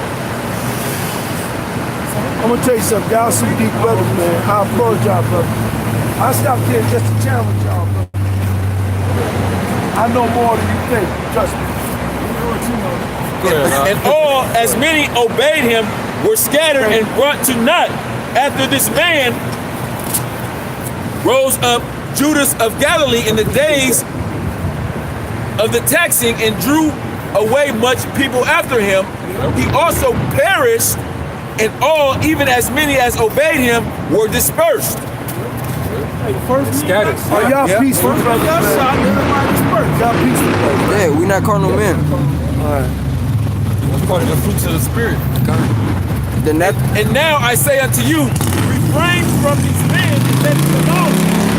For if this counsel or this work be of men, it will come to naught. Just like those men who were starting those The reason why I movements. tell y'all on the 9th of this month, a whole bunch of black Israelites like yourself, Farrakhan gonna be a joke. They're going to shut it down. They shut it down. Or they're going to shut down It's Farrakhan. gonna be this weekend. They're gonna shut Farrakhan. everything y'all teaching. North New Jersey, where I'm born and raised, Brooklyn, Queens, Harlem, all over the East Coast. This is what you got going on, bro. I'm giving it to you straight. This is what they talking, and they shutting Farrakhan down. Oh, hey. Farrakhan knows about us. No, And when they show up, who we are. they don't show up 100 deep. They show up 2,000-3,000 deep. So the security ain't gonna be able to do nothing. They ain't gonna be able to do nothing but fall back. I mean, like, what good is that do though? Because the brothers is coming to take the mic. And then, so who gonna speak and say something right? Con. Who's gonna speak and say something right? That's what I said. The brothers of those, the brothers that's with y'all, that's leading them brothers. They shutting them down. Because Farrakhan is running the con, man. We already know. Come on, bro. Sound like hey, wait. Take his Y'all through, say bro. shalom. Yeah. Shalom. What is it? Shalom. Shalom. Wam. Shalom. Verse 39. Through. But if it be of the Most High, you cannot overthrow it, lest happily ye be found even to fight against the Most High, Yahweh. I mean, this is what the Lord said, not to. We're not supposed to be carried about with winds, different Con, winds we know and doctrines. Con, bro. And prison and penitentiary is a snare Hey. for our people, because that's where they learn all that. Con, hey, the making many books, there is no end. In prison. And Jake get educated in 5 years in prison, and they doing their whole time growing up in the Esau school system. And Jay got that East Coast arrogant spirit. Con. You know? Now I can read it and I see the type of personality it really is. I see through it. You know, it's just how they are. They be cold or frustrated because they live all close, whatever else. It's jokes. But the truth of the matter is, the wisdom that you're speaking, the apostles, the elders are in that same mentality. But the difference is, they come from a wiser perspective. Yeah. Okay, they're speaking the wisdom of the Yahweh Shemel Shah. They coming from the truth. They're coming with the truth. That's why I said, okay, all of that, they're gonna look them in what, they're gonna take the mic. And who gonna say what that's gonna matter? The brothers y'all got. Our apostles has been saying it 20, 30 years already. On their corner, and we don't have to go to nobody to say nothing. You gonna come to us to hear what we gotta say. because you're gonna realize that we got the truth, and you want to hear what we gotta say. Yeah, we talking about nationality and seed line. This dude talking about a seed line from a so-called white man, where he's saying crackers. He hate crackers. He's not. He's contradicting himself. Time, bro. That's all it was. He learned it in jail, bro. What do you think? He brought up the fact raising arms. Then when we bring out all the things that Jake don't got to raise arms, he like, yeah, you right. It ain't gonna work. So what is he talking about? So where you at? But see, at the old bottle, you got that old. You got that. I mean, they poured that wine back in before he went to prison. You got the old '60s mentality. He came up talking about Dr. King and left talking about Muslims and now hey, he ain't a Muslim. And then he went back to Fairfield. Yeah, and then said he's the one to come over here and steal the show. Get on the camera. Right. He's the one to get camera time and show, hey, I'm from the East Coast, I'm repping New York. I was in the prison system, I learned this, I learned that. Like, hey, the spirit just made him look stupid. That's all. I told my son. we gave him the floor, basically. I told my son today, it's the spirit. I told my son this morning, I said, it's better to be quiet and be thoughtful than to open up and remove all doubt. That's full of. You keep on talking and swallow yourself up. Oh yeah, Ecclesiastes 10. This is 1 Corinthians 8, and I'll start at 1. It says, now as touching things offered unto idols, we know that we all have knowledge. Knowledge puffeth up, but charity edifieth. And if any man think that he knoweth anything, he knoweth nothing as yet he ought to know. Yeah, he don't know what he should know. He said, I know all about Dr. King, Dr. Martin Luther King Jr. I'm like, hey, you talking about Michael King? He's like, who? He missed it, went over his head. If you think you know about Reverend Dr. Martin Luther King Jr., then you have to know that he was Michael King first. They changed his name to be more like Martin Luther. Was a ruler, what year was that? From Martin Luther? Yeah, centuries ago. So you would follow a name like that and want to hear from what he was talking about. But the end of the point that I want to make is just simply, Jake think he knows something, but he don't know as he ought to know. What he ought to know is the truth. He got offended when he said, I'm 57 years old. And you're like, he thought about it like, well, the reason why Jake liked to hold that over you is because they automatically do that as basically you need to respect. Yeah, to son you. I need to son you. Yeah, I'm your father, I'm your elder. We're going to reference you. Right, which you're supposed to honor elders. Right. You're supposed to honor your elders, but if you're not the right elder, if you're not the one that's leading by example, because nigga, your past is nigga, you did something to get locked up. You know, and then you learning all this knowledge, and all that knowledge, you talking about picking up guns and shit. Further lead our people to death. So why should we respect your knowledge? And then you leave by saying some Muslim stuff, but you ain't Muslim no more. Right. You know what I mean? I'm 5%. I'm Pan-African. You bugged out, man. Pan-African. I was like, man. You have more time. You might the only thing you have over us is maybe life experience, but you have more time to allow all those philosophies to penetrate your mind and marinate in your spirit. So you all corrupted, man. And it's gonna be hard to basically draw that out of you, man. That's what I'm saying. That wine is apparently when you talk about the wine, new wine into an old bottle. Once that bottle's open, bro, you put fresh wine into a fresh bottle, and then they age together.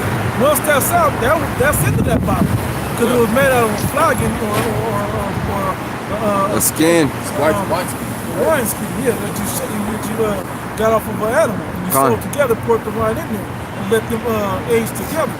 But that bottle, once you empty that, bro, you add new wine into that, it can't age with it. It's already old. It's gonna burst. That dude was bursting from the moment he walked up. The way he walked up it wasn't coming. He had a bunch of Merlot, a bunch of Cabernet, a bunch of... He said Pinot Noir. Barefoot. Some damn Gallo and shit. Sangria. What's that shit? Box wine. Carlos Rossi. Carlos Rossi, yeah, Carlos Rossi. I gotta breathe. I go. Sirach, Ecclesiastes 20 and verse 6. Some man holdeth his tongue because he have not an answer, and some keep the silence knowing his time. A wise man will hold his tongue till he see opportunity, but a babbler and a fool. Where's that opportunity? When you realize, when somebody's saying everything that's right, and you know it, you don't have to say nothing, it's being said. Okay. But when everybody's saying something and then it don't get said, the right thing don't get said, that's probably your opportunity to speak the right thing. Okay? That's when it's necessary for that moment, that's when you speak. Hear the whole conclusion. The whole conclusion, Yeah. Sometimes the process of time, if you waiting to see if the truth is going to come out, like we gave him plenty of the floor to wait for him to say something of truth. A little bit of truth was cool. And can I say this real quick? See, this is the reason why the Lord likens us unto women, because our mind is don't take this wrong, but basically like consider our minds like the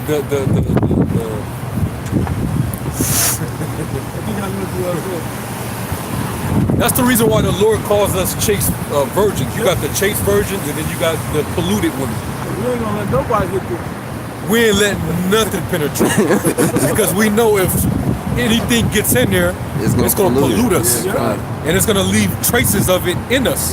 You can't get rid of it. So like when women they sleep with a lot of different men, they pick up on different mannerisms and ways of those men that popped them. And them spirits. And they take on their vibration. So when these niggas go into all these different philosophies, they might go from one philosophy to the next, from religion to the next religion, but they still take on some of the vibrations and things that were taught in tenets of those religions.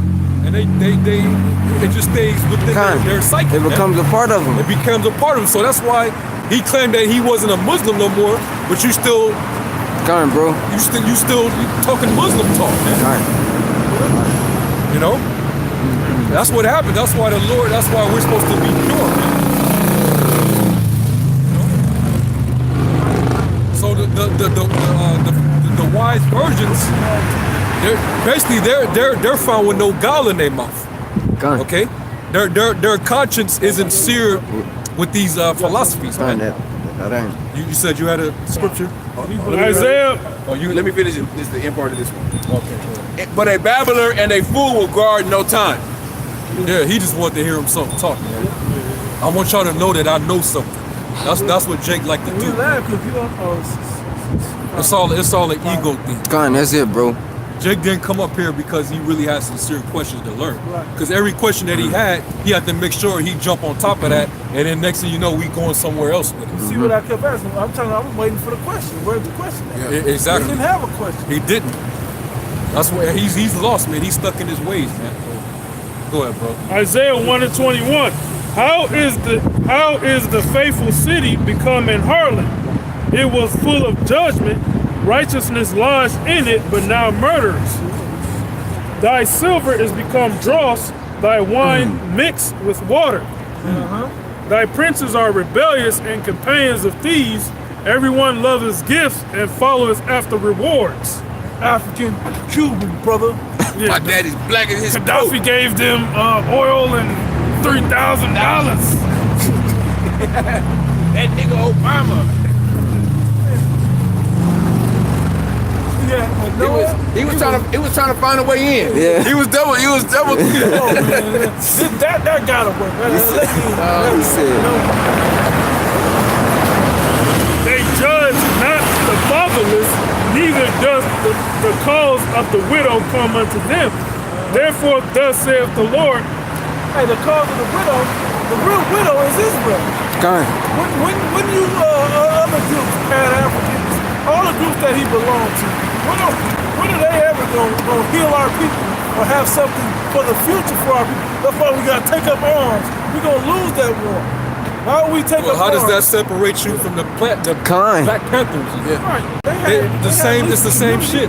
Yeah. They had a better foundation that they were built upon, and they went down miserably. Don't gather 400 men like you're talking about the Zillah, right? Don't gather 400 men. Have one that ain't cool with a white man. Yeah, right. Yeah, right. That all can shoot and that all get out of here, man. That shit ain't gonna ever work. Verse 24. Therefore saith the Lord of hosts, the mighty one of Israel, I will ease me of mine adversaries and avenge me of mine enemies. Yep. Who's gonna do that? How about Shemal Shah's going? We can't do it. We ain't got it. We ain't got the bodies. We ain't got the arms. The most we're fighting for the spirit to even be brave enough to fight. We're fighting for the faith to believe that he gonna do it for us. And the 2/3 of our people gonna lose that fight. And the Lord said, "Vengeance is His." I got a quick one. I got a quick one, and this is basically for that spirit of blackness shit. All right. African Cuban, brother. Yeah, this is it's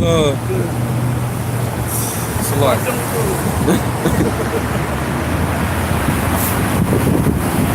It's Jude. It's a lot. Where is it at?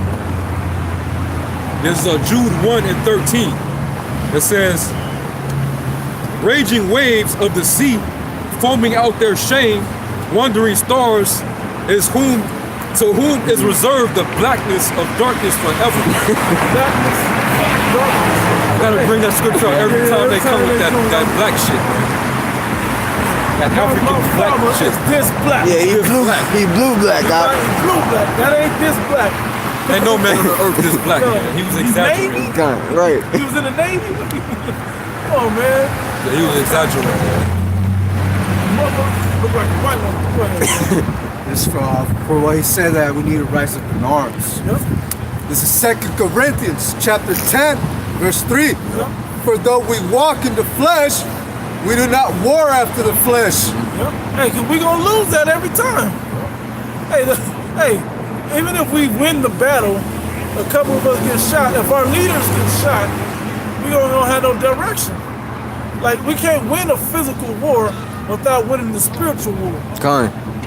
But they don't even see the spiritual war. They've lost the spiritual war already. The fact that they want to pick up arms. For the weapons of our warfare are not carnal. The weapons of our warfare are not carnal. But mighty through the Most High, to the pulling down of strongholds. Wait. We ain't just shooting down crackers or whatever you want to say. We're actually pulling down strongholds. We're breaking mind states. We're breaking down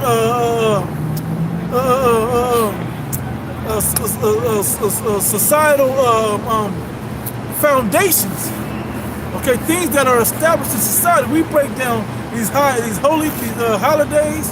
We break down the mind state of these people. We're calling our people out and showing them, hey, how many of our people don't believe in the Bible? But then they come and listen to us for a few minutes. Well, I guess that book do kind of have some truth to it. Yeah, it got truth.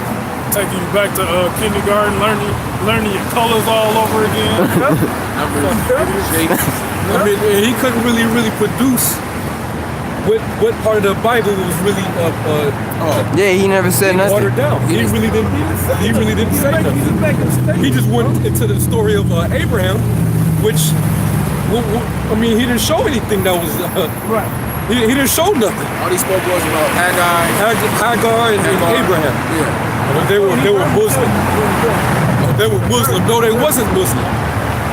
The Muslim, they just got their concepts from the Torah, man. Okay? But he wasn't, and that's what they got misconstrued, man.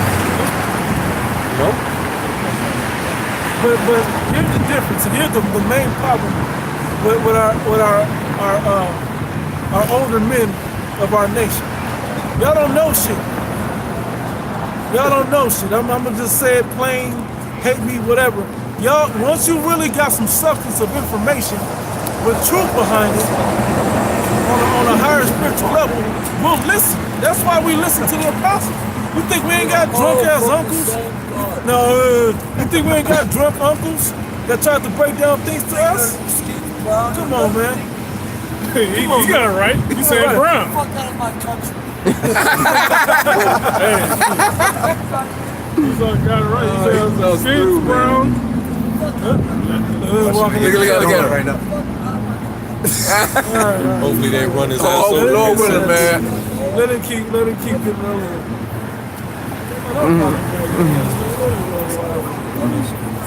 That's hard. Anyway, you got more? Yeah.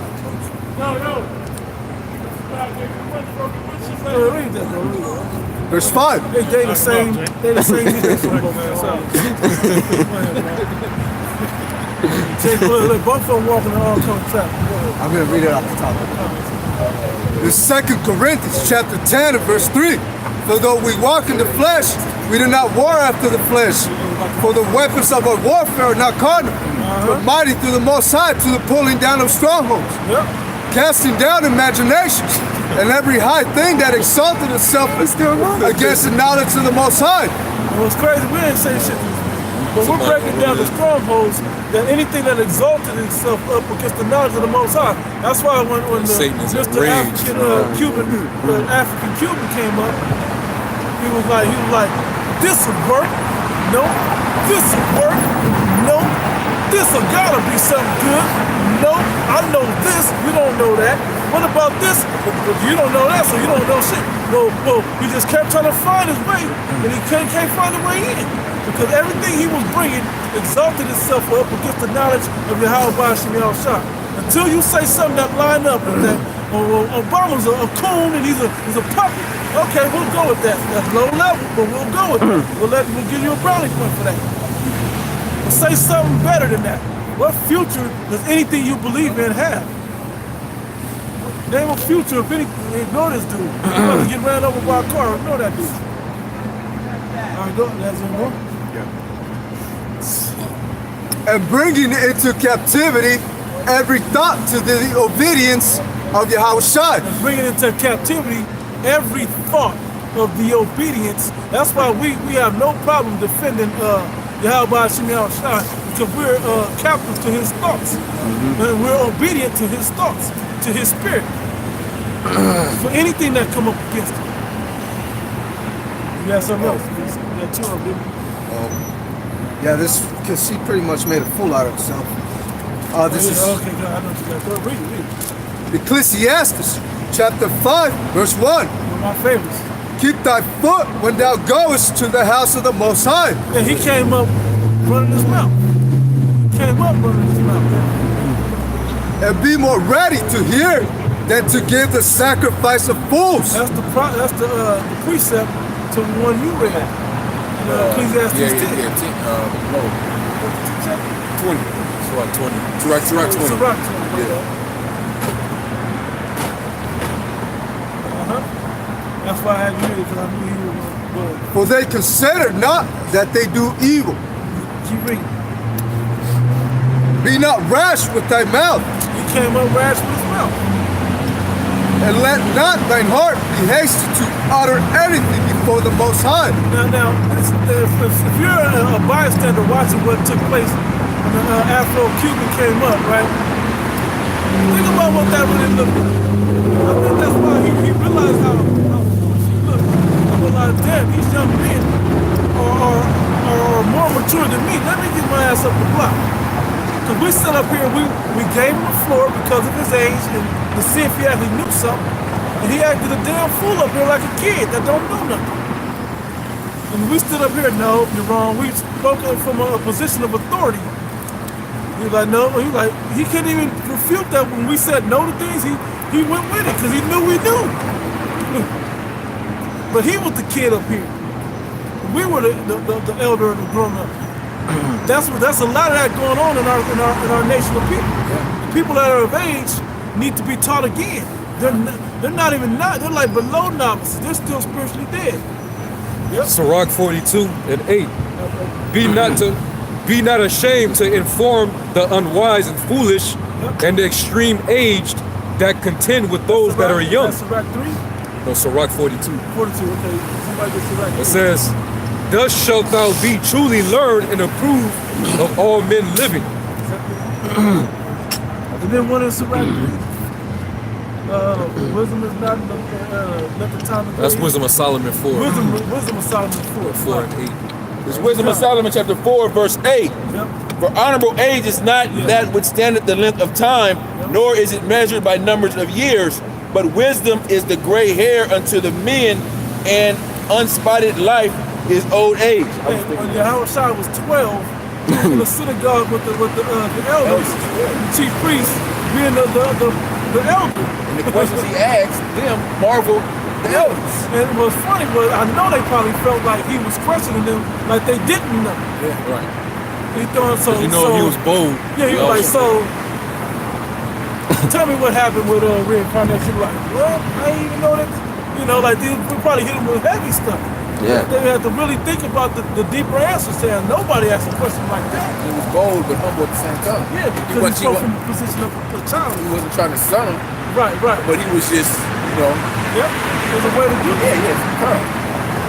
I got another one here. Job 32, verse 9. Great men are not always wise, neither do the aged understand judgment. Neither do the aged understand judgment.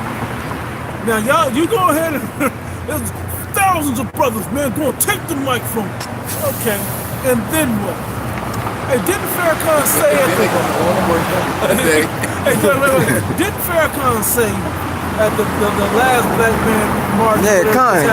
we're going to boycott somebody? Did that happen? Or if it did it work? Yeah, he said justice or else. Or else what? He's set up, man.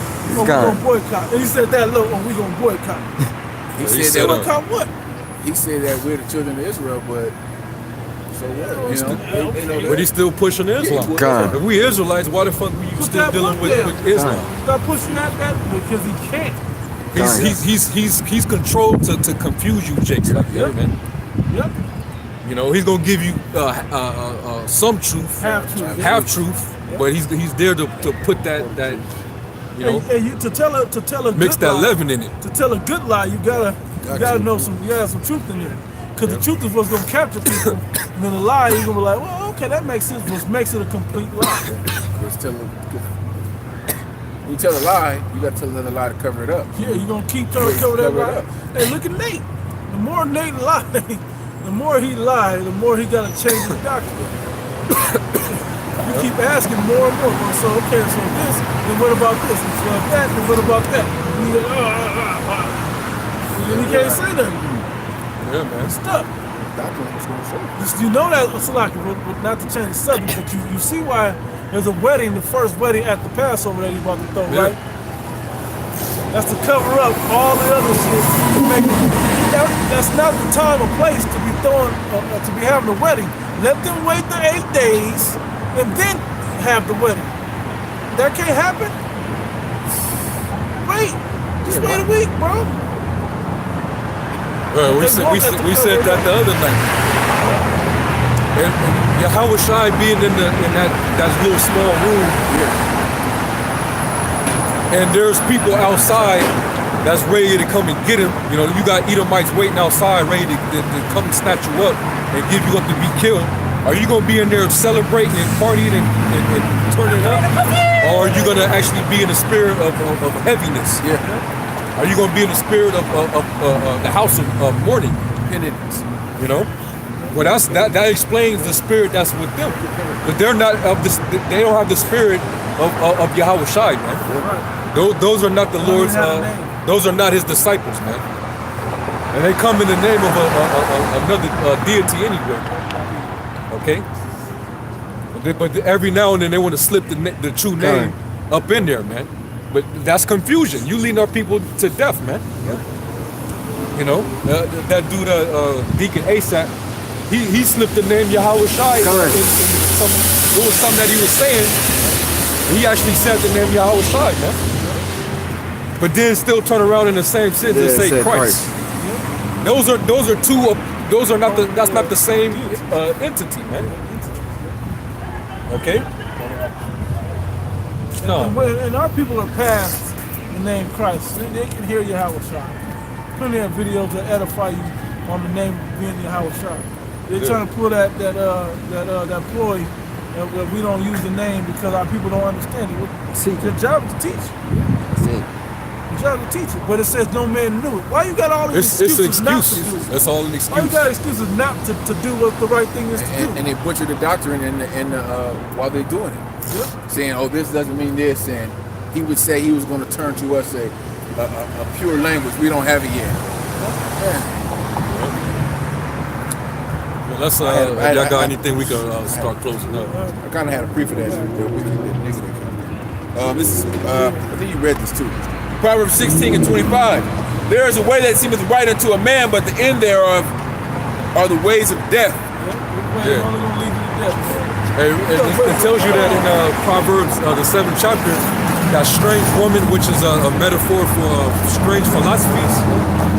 Those different philosophies representing that woman that seduces a lot of men. She's basically a pit that leadeth, she leads men to the grave, man. Matter of fact, get Proverbs 7 and read like maybe the last few verses. 9 and like 11 to 13, something like that. It's all in there, but do they know that the dead are there?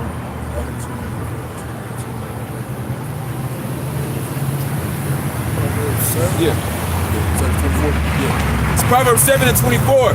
Hearken unto me now, therefore, O ye children, and attend to the works of my mouth. Yeah, because the Lord said the sheep hear my voice and they follow me. So those that leave off, like, basically, if you have the Lord's sheep, you're not gonna hearken to all that packaged up BS that them niggas in Harlem is selling. You gonna see right through all that. He said he came from Harlem, so you know it's there's so many doctrines and Kemet and all that shit came from over there. And he's all indoctrinated with it. That's Mars Hill. Oh, yeah. Mars Hill, man. Just everybody got some new doctrine to teach or some new information, some new knowledge. Good. The whole doctrine built around one something. Y'all got some math on these brothers? Verse 25. Let not thy heart decline her ways, go not astray in her paths, for she hath cast down many wounded, yea, many strong men have been slain by her. Her house was talking about false wisdom. Go ahead. Her house is the way to hell, going down to the chambers of death. And all the jakes that the Most High rejects, she leading them down that path, man. The Lord basically gave you up to that strange woman. Hey, he did take pictures of the missiles, so that's his future, man. Hey. That's the death. And that's gonna help him. That's gonna help to remind him that when these things happen that he took pictures of, when it actually happens, he's gonna know that he has been among the prophets. He's gonna know that a prophet has been among them, man. You know, you took a picture of your judgment, man. I need that. I need to show the brothers. You show your brothers their judgment. It's Proverbs 9. Show them a missile. And 13. A foolish woman is clamorous. Didn't he come over? He came over with the Most High got such a new He said, so all your brothers let me get this too. A foolish woman is clamorous. That's a lot. No, hey, you know what? Let's start letting people take pictures, but not of us though. Hey, take a picture of them signs. Make sure you get this. Make sure you remember it. Make sure you remember Make this. sure you see the chip. Make sure you see the missiles. See all that. Get the America going up in smoke. Get these chariots. Hell yeah. All right. A foolish woman is clamorous. She is simple and knoweth nothing.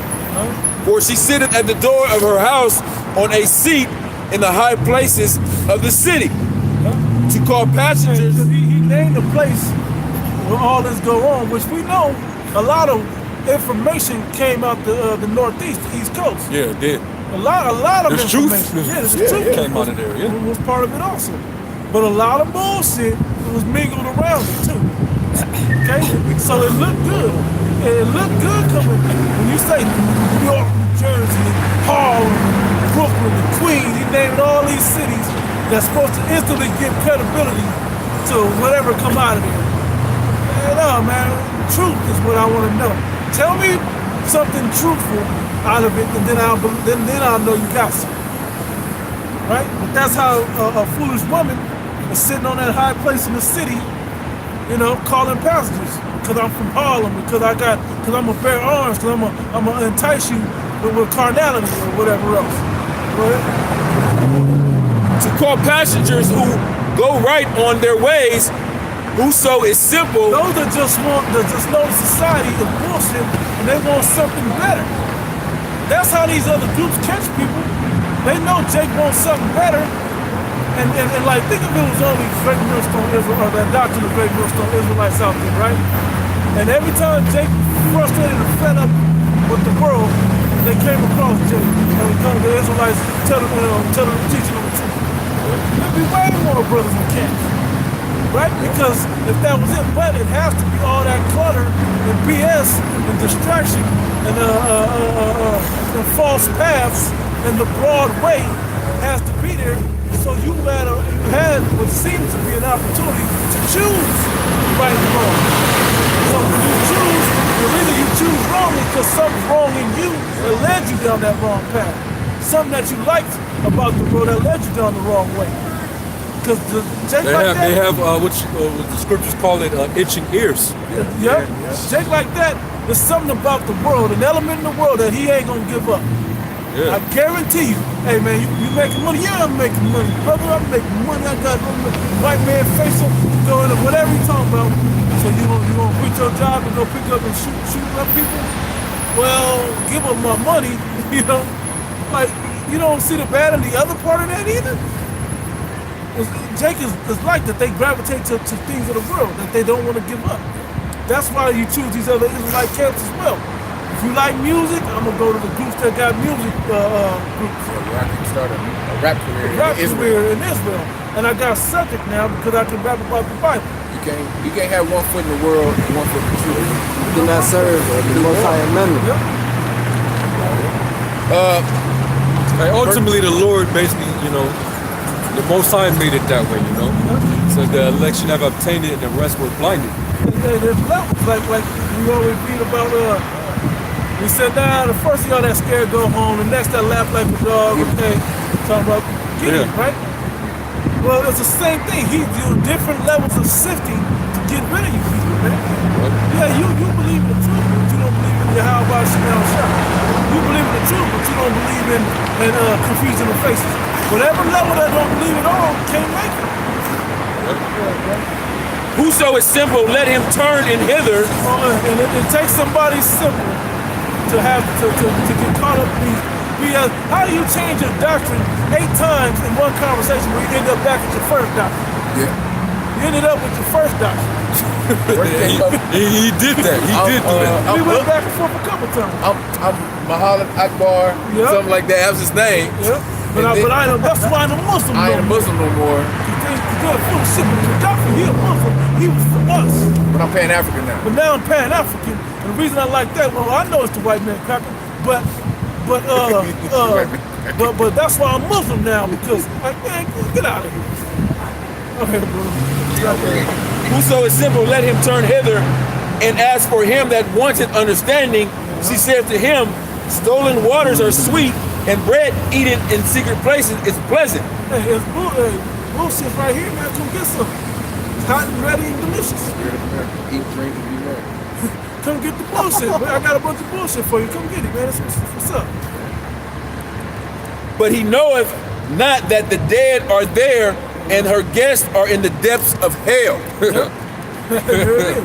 When you fall into them doctrines, you've now agreed to come into the house of the dead. What did it say? The dead are there? Yep, the dead are there, and her guests are in the depths of hell. That's where you end up getting with all these other. What was the one that I had somebody call? I was just kind of quoting. Went on that with every wind and doctrine. Oh yeah, that's because you can see the residuals. Ecclesiasticus 5. Yeah. I believe it. You can see all the residue of all the doctrines still in that man. He can't wipe the slate clean and just taking the truth. He can't go back to being a newborn baby.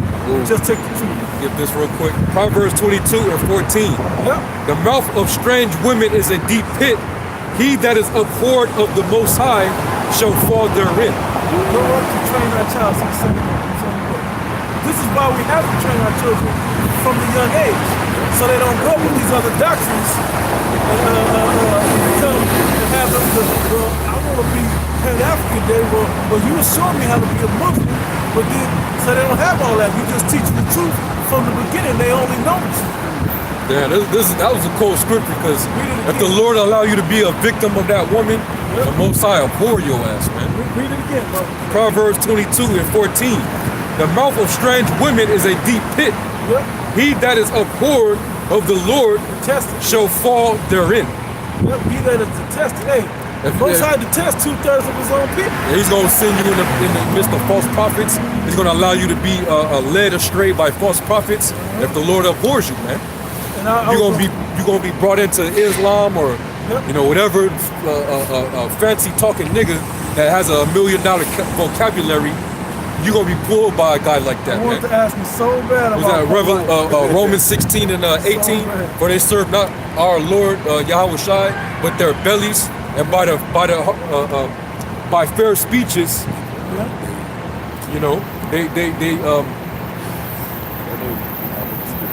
Romans 16 and 18, man. And we could close It's out. Romans 16, verse 18.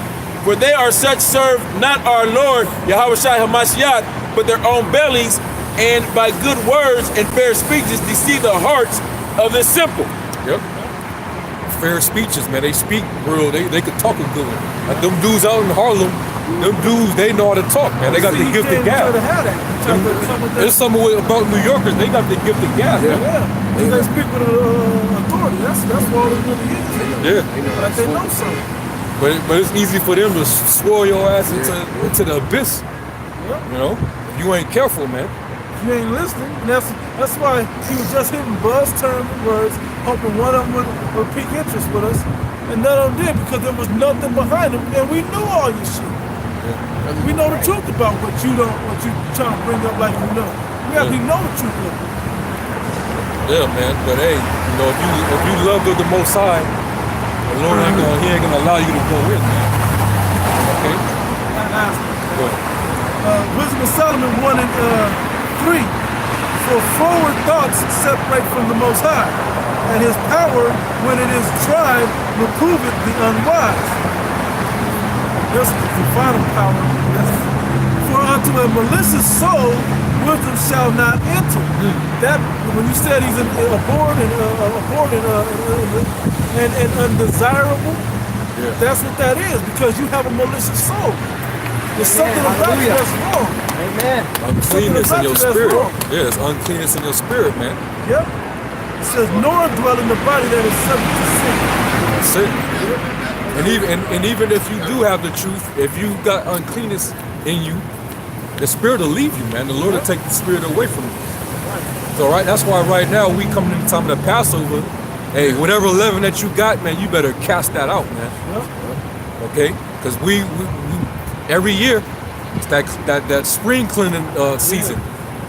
So you gotta make sure that your house is pretty clean, or the Lord's he's gonna get rid of that house, man. Okay? Clean out that leaven, man. The Lord will, brothers, we'll probably go into a live show and we'll probably go into it, man. We can keep the Passover, keep it with we gotta drink of that cup worthily, man. Don't drink of the cup with malice, man. Okay. So that's pretty much it, y'all. That was it on that. That was it. All right, so we're gonna close. We're gonna give all praise, glory, and honor to Yahweh, Ba'ashem Yahushai, Ba'ashem Barakakadash. Double honors to the elder apostles who rule well, the great millstone, and Shalom Barakatam to the tabernacle of David, those who elect. Shalom.